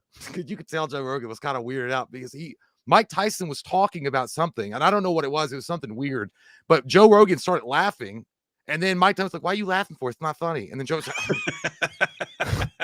and that's on the comments like, you wait for Mike Tyson to laugh first, then you laugh. Fuck, dude. Yeah, no, Mike Tyson scares the shit out of me, dude. He's so goddamn intimidating. I want no part of that. And I also don't want him to fight one of the Paul brothers, because if he loses, I'll fucking cry. Yeah, dude. Like if even we had him on here interviewing, we were doing a remote interview with him, I'd be scared. No, please don't punch me through. If you don't like it, turn off your station. Fuck you. I'm like, oh shit, because if he even raised his voice one little octave, dude, my nuts would get squishy and then my pants would be like dirty. It was scare me. Oh, dude. So okay, as we promised you guys, some surprise Halloween Ends news has come up that we got to talk about real quick. Oh, look, my knee's in the shot. You like that? You like that leg do you action? Do you really want to taste it? Dude, by the way, how fucking amazing is Peacemaker? That shit is so good. It's really good. Because you know what? I love this. This is when men used to be men, when they weren't afraid to be women. Remember when he picks up that Cinderella album? Yeah. Dude, that show, if you guys have not watched Peacemaker on HBO Max, you got to watch it. The intro alone is fucking worth the subscription to HBO Max. It's maybe the best intro that has ever fucking happened in television, dude. Yeah, and the lettering and the colors of the letters, it looks awesome. That's what someone said in the comments. They're like, just when you thought you'd seen it all from James Gunn, he quietly sneaks into the DC universe and saves it, and then disappears into the night. And that's what somebody else is saying. He goes, if you want to know how weird the show is, because somebody was like, I want to know how weird it was, because James Gunn is writing and directing it. He goes, I watched the intro. It's like, okay, now I know what I'm in for. Like, if you watch the intro of that, you're like, all right, this is what we're into this now. I get it. That show's so fucking good, man. It really is. But okay, so I'm gonna share my screen with you guys here. Couple little tiny Halloween Ends things, dude. It's gonna be so hard for me to switch over to saying hit ends instead of kills. Jesus Christ, we've been saying it for fucking 2 goddamn years now. But okay, so you see this, right? Mm-hmm. So the first thing is, that looks like a happy man. He looks like a nice guy. He really does. He looks like, I just tried the new Tough Acted Tinactin and it cured all my ills.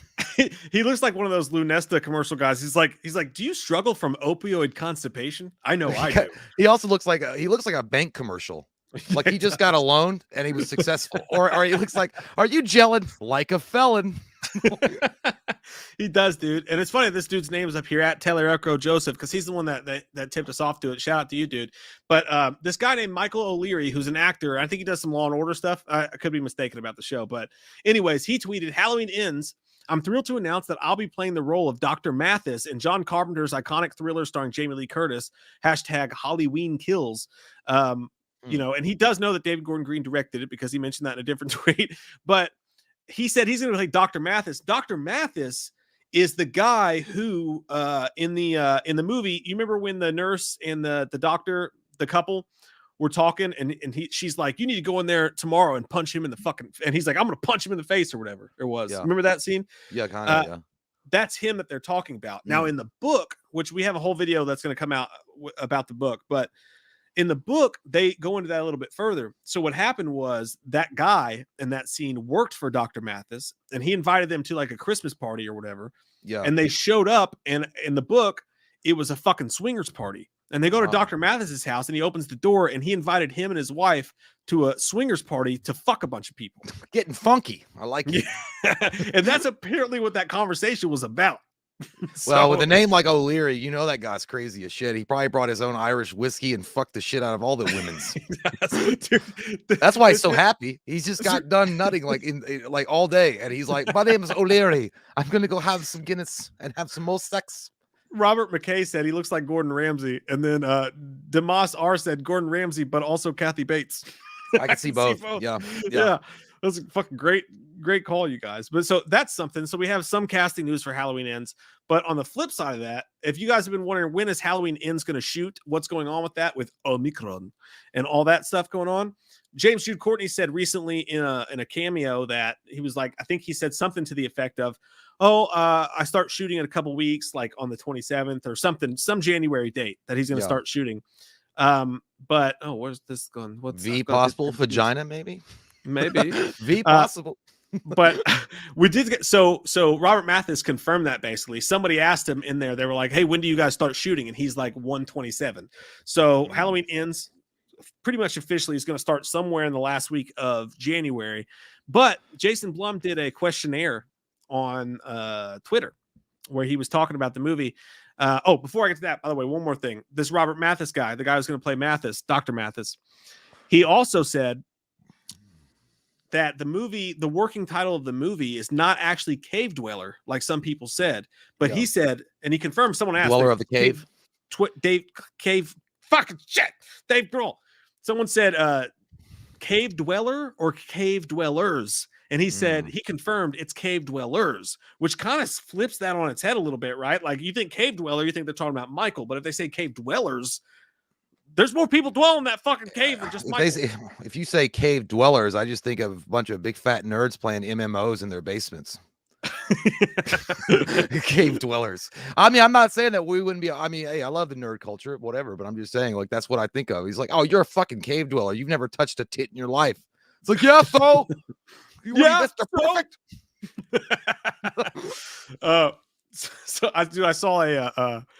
I saw this Instagram account said, they made a joke. They were like, when your family asks you why you can't just drink without completely blacking out, and he put up the clip from Dumb and Dumber. He was like, yeah, so what are you, Mr. Perfect? That's true. I don't think he's gonna get that message, Joe. I mean, he's got worms in his apartment. I got worms. But here's another one, and this dude's a follower of the channel, nice guy, Ray Malaber. He asked, with the surge, is Halloween Ends going to start filming and be released on schedule? And what Jason Blum said was, so far, yeah. We are like the only ones shooting. My views on Omicron are extreme. If I shared them, my PR team would most likely burn my house down with me in it. Ooh, that's not well. Yeah. Keep those thoughts to yourself, Mr. Blum. You don't want to have any bad negativity surrounding this release. And by the way, James Jucordi is going to be fine. He essentially has a face covering. He's good. He's solid. He's good. I mean, he's fucking fine. Like if anybody's safe, it's that guy. Which right there. And I don't want to get into what Jason Blum's views are. I don't care what they are as long as the movie gets fucking made. I don't give a shit. Yeah, that's the thing. But he says so far, but it's interesting that he says they're like the only one shooting, which is scary to me because it's like, okay, if you're the only one shooting and your views are extreme on the situation, if one little thing happens, like if one person catches it, which so many people are right now, and shit gets shut down, the way I'm going to put this is I think that there's a very good possibility that Halloween Ends gets delayed. I think we're in that stratosphere. I would imagine it's definitely. I mean, I'm going to be optimistic as anybody can be, but I think that it's. Look, Halloween Kills was delayed. What I think will happen though is if it does get delayed and if things get bad and it takes a turn for the worse, I think they're not going to delay it to a point where they're going to be like, well, we need it in theaters, so we're just going to keep delaying it until the theaters if the theaters get magically back to where they need to be, I think that it's going to be your home release and simultaneous release right away, like they should have done with Halloween Kills. Yeah, like back a long time ago. They didn't need to really delay it. They could have done what they did with Peacock. They could have jumped on that cock real early, and it was ready. Yeah, that's true. And I do wonder, actually, with the way things are, somebody else asks him in this thing, they say, hey, are movie theaters done for? And he's like, no, I don't think movie theaters are done for. He's like, but they'll never be the same. Yeah. And you know, he also says, so like, I think we're in a situation now where if you look at there's several things to look at. Look at Scream. Scream is in the middle of the Omicron. It's the only movie that released, and it's fucking killing it. You know what I mean? So it's like, do we just release it anyways? You can if you don't film it. Well, I think they're looking at that, like they're also looking at something like Spider-Man No Way Home. But the thing about Spider-Man No Way Home, and it's a big blockbuster post-COVID. But here's the thing. I don't think that's the rule. I think that's the exception to the rule, because not everyone's going to feel comfortable going out of their house unless, look, that movie No Way Home was hyped up like a motherfucker. And I mean, it did pay off. I mean, no doubt. It was a great movie, and it had all the cameos that everybody wanted, and it was a great story. But that's not going to be the bar for every single movie that comes out. Like the next big movie is going to be Doctor Strange. Like that's going to be the next big one. But at the same time, it might, if things don't get better or if things get worse or whatever, it might scare people back into their homes, and they're not going to come out unless it's a big, giant tent pole movie. Like if they're going to base everything, I was like, what's Spider-Man crossing? Like near a fucking $1 billion, like post-COVID or some shit. Like, I mean, I don't know what it is, but I know it's way up there. But again, that was a huge movie, a massive movie. Yeah. Yeah. So and that's always going to risk it, man. That's always going to be a risk. Like I'm not saying they're small, but in comparison to the Marvel machine, Halloween, Scream, those things are smaller movies. If you set the bar at like, well, they got to go that level where the Disney is, it's never going to happen. Yeah. But again, I mean, look at like Scream is surpassing expectations right now. Mm-hmm. Granted, it's the only fucking movie. Like, I mean, but Spider-Man's still a couple weeks. It was still, but it's still hanging on there. But Scream is the only fucking movie right now. So I wonder if Scream makes them think, oh my God, we can release a movie at basically any time and people are still going to go. Then we're getting, the psycho numbers that we're getting. Like a market for it. Yeah. As long as people are willing to go and do it. I mean, I don't know. I guess they'll be happy with it. But the thing is, like those big giant movies that they're banking a big amount of people turning out and they don't get it. Like, okay, how much does Scream cost for production? Like, just a round number, what do you think they paid to film it? I don't actually know. I have no idea. Just say, I know it's going to be more than this, but just say it's like 60 million. Just say it's like 60 million. And then they make like 100 million over the opening weekends. I mean, that's a huge fucking win for them. But if it was a movie like Spider-Man that probably cost like $200 fucking million, they have to do good. They have to make their money back and break even. Okay, Daddy's got to get a new sausage planter.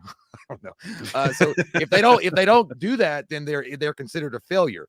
So I always feel like those big movies, they're going to hold them back if they're afraid they're not going to get the people to turn out for them. Because here's I know I've not seen it, so I don't want you all to get mad, but like Eternals. Was that a flop? Because nobody went and saw it? Yeah. You know what I mean? And it cost a lot of fucking money. I mean, just to have Angelina Jolie's foot on camera is like $50,000 and her whole body was in it. Yeah. Those movies cost so fucking much. And that's the thing with horror too. You can subvert that a little bit. But I mean, he also said, so I'm trying to find exactly what it was that he said. I mean, and I guess the question that we're asking here is so if shooting is delayed this time. So you're in a different situation than you were last time. So because with Halloween Kills, they were able to complete the movie before the surge. Like it didn't shut them down. Like they got the movie done, right? They had it in the can and then they couldn't release it because people couldn't go to theaters. The situation with Halloween Ends is, are they going to be able to finish making the movie? Mm-hmm. So like, that's the question. So like, if they don't finish making the movie in time, obviously it's going to get delayed and probably a full year at best. So, but the other question is, what if they finish making it? Okay. Yeah. And there is no Omicron issues and they get it done and they have it made and it's in the can. And then we're in the middle of a surge and other people are like pulling out the soft drink. Yeah. Surge or Squirt. That's coming back, bitch. Squirt. I love Surge, but like, imagine this, if they shut down movie theaters again, which by the way, huge shout out to Scream because they're getting these huge numbers in Toronto. There's a lot of places in the world where movie theaters are shut down and Scream is still killing it. Yeah. But, here's the question. So say they get the movie made. If they have the movie made, they have it in the can, and then theaters are shut down when it's supposed to release next October of 2023. Then the question is, I think this time, I think they may actually just release it on VOD. They may just release it on Paramount or Peacock this time and not even fuck with the theater. I don't know.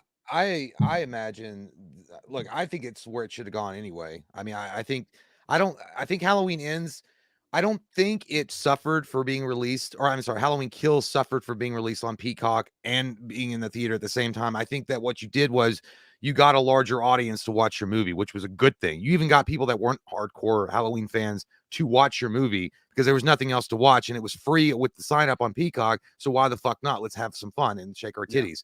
Or $4.99 or whatever. Yeah, it did good. It did good. I think what's going to happen is Halloween Ends is probably definitely going to get done. It's going to get made. And then what they're going to do is they're going to decide, hey, you know what happened is we got like kind of some backlash when we didn't release Halloween Kills the first time and we kept delaying it. Then we released it on Peacock anyway. And people were like, why didn't you do this a while ago when people really kind of needed it, when we were in the middle of a really bad situation? And that could have taken off, a lot of people, got them away from dealing with all the craziness in the world. But yeah, I think releasing on a VOD, I just think it's smart. And I think it's one of those things you can still exist simultaneously. Like the theaters can still survive. And then the at-home streaming platforms can benefit from it too. There's no reason why it has to be one or the other. We're not fucking the Three Musketeers fighting the French throne. It's okay. It's time for a change. And that's how it always goes. Either roll with the change or get eaten up. Like that's just what's going to work. I mean, that's what's going to happen. I mean, Blockbuster didn't learn that. And guess what they're doing? They're fucking stuck in Oregon. This is what my prediction is. My prediction is if the movie gets finished, that's the biggest question to me is not what happens after the movie's finished. If they're able, because like you said, they're like the only people filming right now, because regardless of how mild Omicron is for a lot of people or whatever, the fact is if somebody gets it, they're out. Right. And you can't shoot a movie that way. If they get it, that's why the airlines are canceling their staff. Right. Yeah. So, and like fucking dude, we're on lockdown here at my house right now because Ellie's got a cough and we're waiting for a test because you can't find a fucking test anywhere. But yeah, that's the side of the point. Like my daughter's got a cough. I'm on lockdown here because I'm drunk. I can't go out in public like this. But we're waiting to see if Ellie has it or not right now. We took it at home test and it was negative, so hopefully not. But my point is that it's shutting shit down because of its viral rate or whatever. So the biggest question to me is, do they finish filming on time?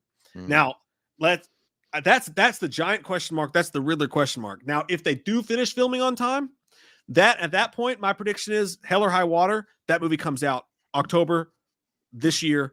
No doubt about it. I think it will. I think that they realized they made a mistake by not releasing it, in was it 2020 when they should have released all the leaks and shit. Yeah, they should have already released it. They should have done the thing with Peacock. They should have had that thing worked out. Of course, they could have been ironing out details with that whole deal. I don't know. But either way, they're not going to miss that train again. And now after Halloween Kills and everyone's back on board and they're like caught up with it and they're like, holy shit, I want some more. They're not going to wait another fucking year to release it. There's no way. I think that, Jason Blum is probably going in it with the same idea that he had with Halloween Kills when he said, no matter what, it's going to come out. Like, no matter what, that has to happen. If it has to be exclusively VOD or if it's going to be exclusively in the theaters, it's going to come out. And, he was true to his word and it did come out. So, yeah, there's no doubt.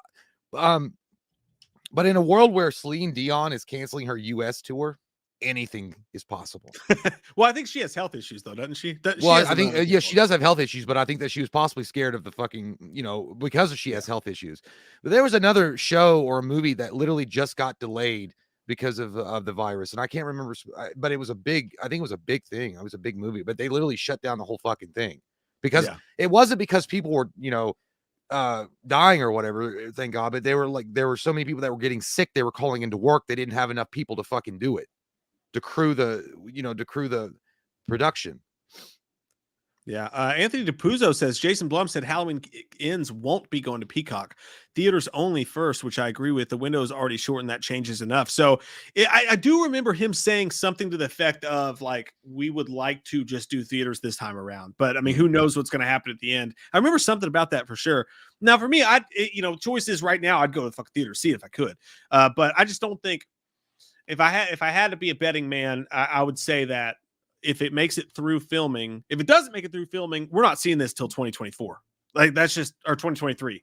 Yeah. If it doesn't, because they have to make the fucking movie. But if they have it in the can, like they did with Halloween Kills, I think we both agree, whether it's on streaming or streaming and theaters, it's coming out in October. Yeah, On the it'll day come of. out one way or the other. And if I it's think not so. Peacock, that's fine. I mean, I wouldn't, Peacock was a flash in the pan kind of thing anyway. I think that if I were, the people behind Blumhouse, I'd make a deal with like someone like HBO Max or like Amazon or something like that, because Peacock, I mean, it might have picked up their sales a little bit, but I really don't know what they pay. I'd like to know the fucking deal, like how much Peacock paid for that, because it had to be a shit ton of money.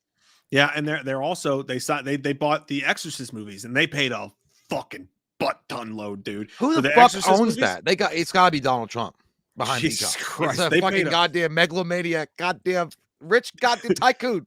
They paid a fortune for the fucking Exorcist movies, man. They did. What's up, Call Cooney, new subscriber? Appreciate that, dude.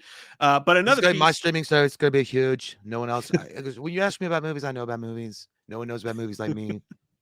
one other thing that came out from this Jason Blum Q&A is this guy Jay. His name's Jay, by the way. He says that DJ guy 28 says, "Can we get a special edition 4K box set of the new Halloween trilogy once Ends comes out?" And Jason Blum says, "Very possible, possible." So that's something that's interesting, and I won't find it on here, but I will say I can see that. Yeah, like the new edition of well, yeah, because didn't they release? Didn't they have well, maybe they didn't. The Christopher Nolan three movie set when it was just Batman Begins, The Dark Knight, and The Dark Knight Rises. I mean, I know they're part of the larger Batman universe, but those were in the Nolan universe.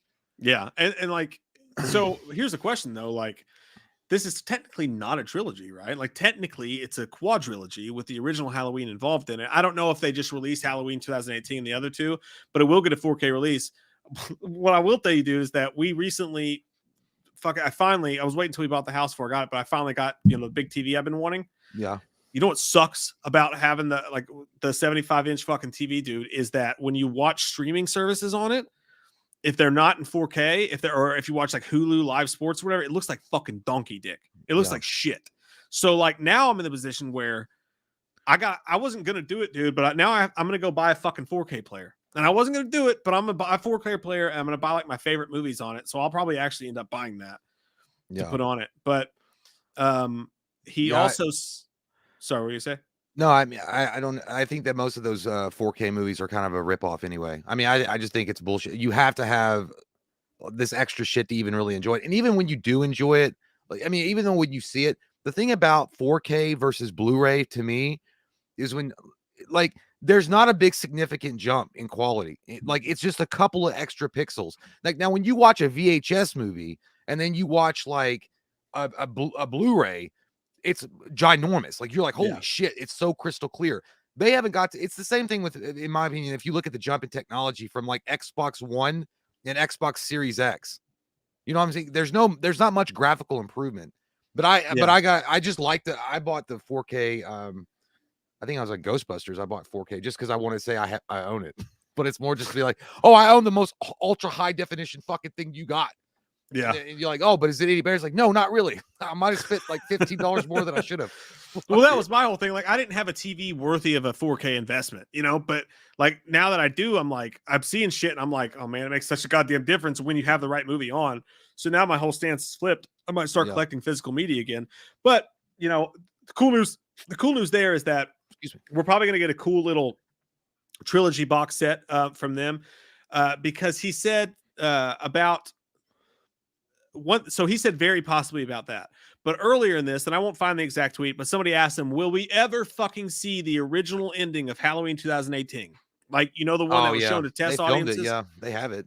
Yeah, they have it. And he said, possibly. Now, with this, he said very possibly. With that, he said possibly. So to me, he knows what it is. He knows they have it on fucking film somewhere. And there's no squiddly diddly fucking dewberry fuckville farts knocking to Mike Tyson's fucking birdcage. We're going to see that eventually, but they're going to package it. So you have to pay for it. And then we're going to get it that way. Yeah. I don't know. The Halloween 2018 original ending would be nice to have. I mean, if you're a collector, I mean, it's not really necessary, I guess, for the overall story, but I mean, it's still nice to have it. If you're going to get the ultimate holy shit package, you want all of it. It's the same thing I don't need to do it. But I'm going to, at some point, when I get the money to do it, or when I get around to doing it, I'm going to go buy the, or when I don't even know if it's out, but the Ghostbusters gift set where it's got all the 3 Ghostbusters. It's expensive, dude, but it looks cool. How much is it? I don't remember, but I remember going, ooh, no. I'm gonna sell my girlfriend. She's gonna work on the street. I'm gonna turn her out. No, because it comes in like an ecto trap or whatever the fuck. No, you know? yeah. Like, it comes in like a ghost trap. Yeah, it looks cool as shit. But I was like, I'll turn that bitch out. Like, I swear to God, I'll trick her out. No, I'm kidding. No, but I do want to get that. I don't need it, but I mean, I wanted to have all the special features. I wanted to have all the commentaries on it. I do want to watch Ghostbusters Afterlife with all the extra stuff in it. Like, you know, I'll watch the commentary on that. I want to hear what Reitman has to say about filming process and see if they get Bill Murray or Dan Aykroyd or any of those guys on there. But yeah, I get what you're saying. Scream 4, by the way, there's the chat was saying it's 24 to 25 million is what they spent on it, and it's already made 35 million. So Scream like, 5, yeah, Scream 5 is definitely going to get its money back. So we'll see how that goes. But yeah, that's interesting, dude, because like we're getting the highest numbers we've almost ever gotten in a lot of places, and there's a movie in theaters only right now, and it's doing fucking well. It's dwarfing what Scream 4 did when there was no fucking virus. So I mean, that says something. Because Scream 4 sucked. But anyway, that's why, because they were like, fuck it, I'd rather take a virus than watch that shit. I'll snort that fucking Omicron. No, yeah, but I'm glad. That's good news, man. That's good for, you know, for Scream fans, and that's good for the economy, and that's good for the movie theaters. But again, I just feel like at the end of the day, I don't think anybody should be afraid of releasing a movie on streaming along with theaters, because it's been proven. I think that Halloween Kills did prove it, that it's still, you're fine. Your box office numbers are still going to be good, and you're also going to have another source of income that didn't cost you as much because you didn't have to go to the movie theaters and pay them a percentage. It's weird. I don't know how that works. Like, I don't know what they get per view or whatever. It's like Spotify. Dude, movie theaters get a shit ton for them. Movie theaters don't get anything from streaming. Or when the movies are released and they screen them at certain, like the companies that own those theaters, they have to give them money. Oh, like an early out contract. Yeah, like in certain situations. Yeah, but I'm talking about like the people who. I'm talking about like Blumhouse specific. Like, what does Blumhouse get every time someone streams Halloween Kills on Peacock? I don't know. Oh well, they get. I'm sure they get. Well, they probably either they got a lump sum, you know, like upfront. Yeah, they're like, we'll give you like $45 million exclusivity rights or something like Or they got, because there's no way they would get a percentage, because if you did that, you'd fucking bankrupt yourself. Yeah, that's interesting to think about. I wonder how that works. Andrew Graziosa, thanks for the super chat, buddy. He says, "Hey guys, did you see the Scream TV series? Would you want the original cast to come back for a 4th season?" Fuck no. I didn't want the fucking original cast to come back for this movie. I don't. I'm the wrong guy to be asking, sir. I was, but as far as the TV series, I watched like half of the 1st season, and I watched the full 3rd season, and none of it. The opening episode to the Scream TV series was with the girl who ended up. She made like $1 million on OnlyFans. I can't remember her name. You talking about the original, the season 1 where they changed the mask? Yeah. God, those are fucking garbage. It had little moments, but like, fuck no, leave that, kill it with fire, leave it in the past for sure. It's so bad, dude, because when you get to Scream 3, at least they go back to the original Ghostface outfit, but the fucking show really, really tanked in. It's like that story was dog shit. It's like stepping in wet diarrhea dog shit throughout the entire episode. Yeah, 3rd one was awful, dude. It was really fucking. But the only thing I like to watch is that he was running around in the actual Ghostface outfit. I'm like, why do you guys do that earlier? You dumbasses.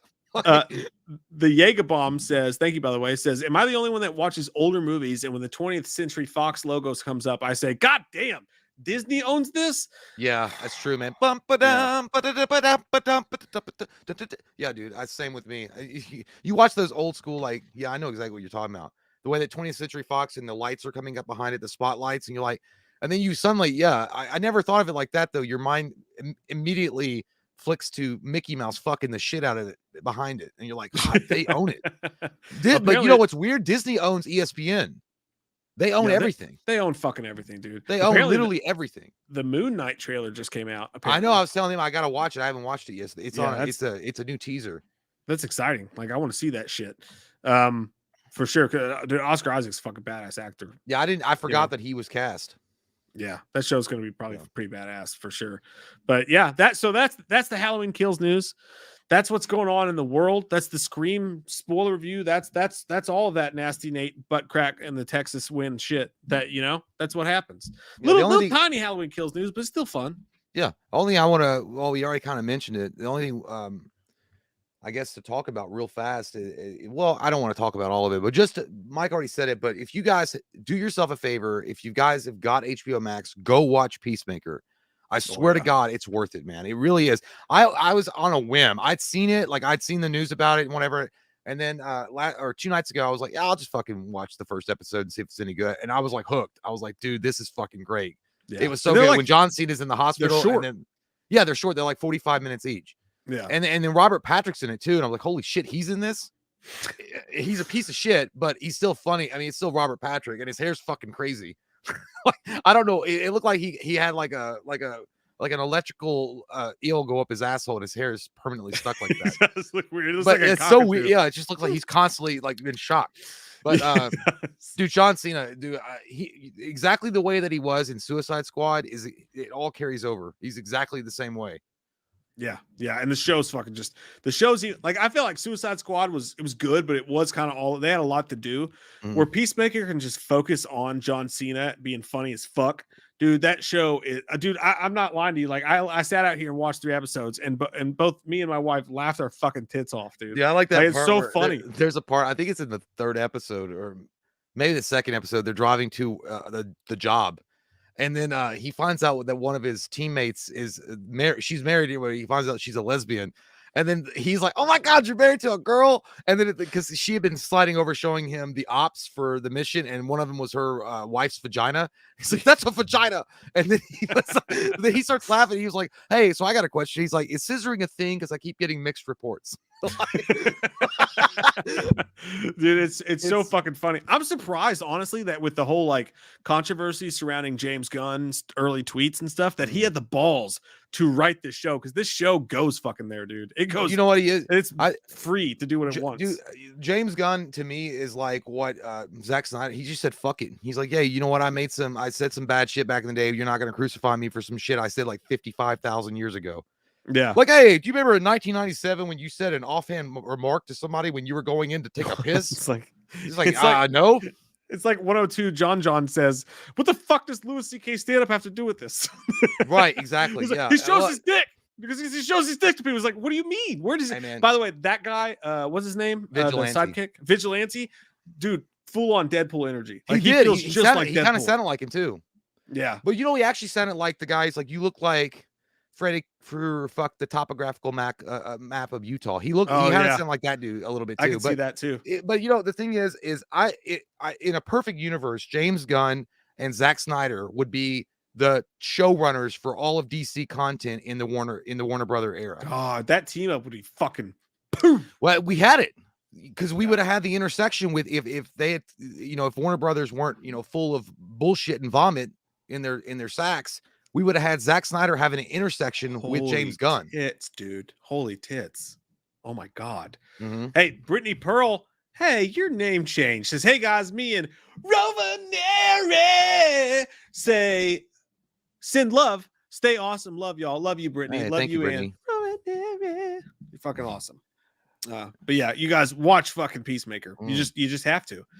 And then it drops every Thursday, which kind of sucks because it's all done. I wish they just did the whole we're gonna release it all at once, but unfortunately they don't. But every Thursday it comes out. But there's 3 episodes out already, so it's worth dipping your little wiener into a little bit. Just go ahead and see what that feels like. Drop off your sperm to the pool.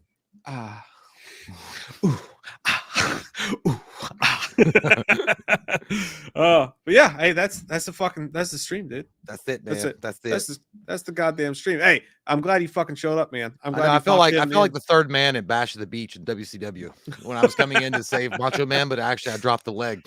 Well, he's like, my God, he's the third man. He's the third man.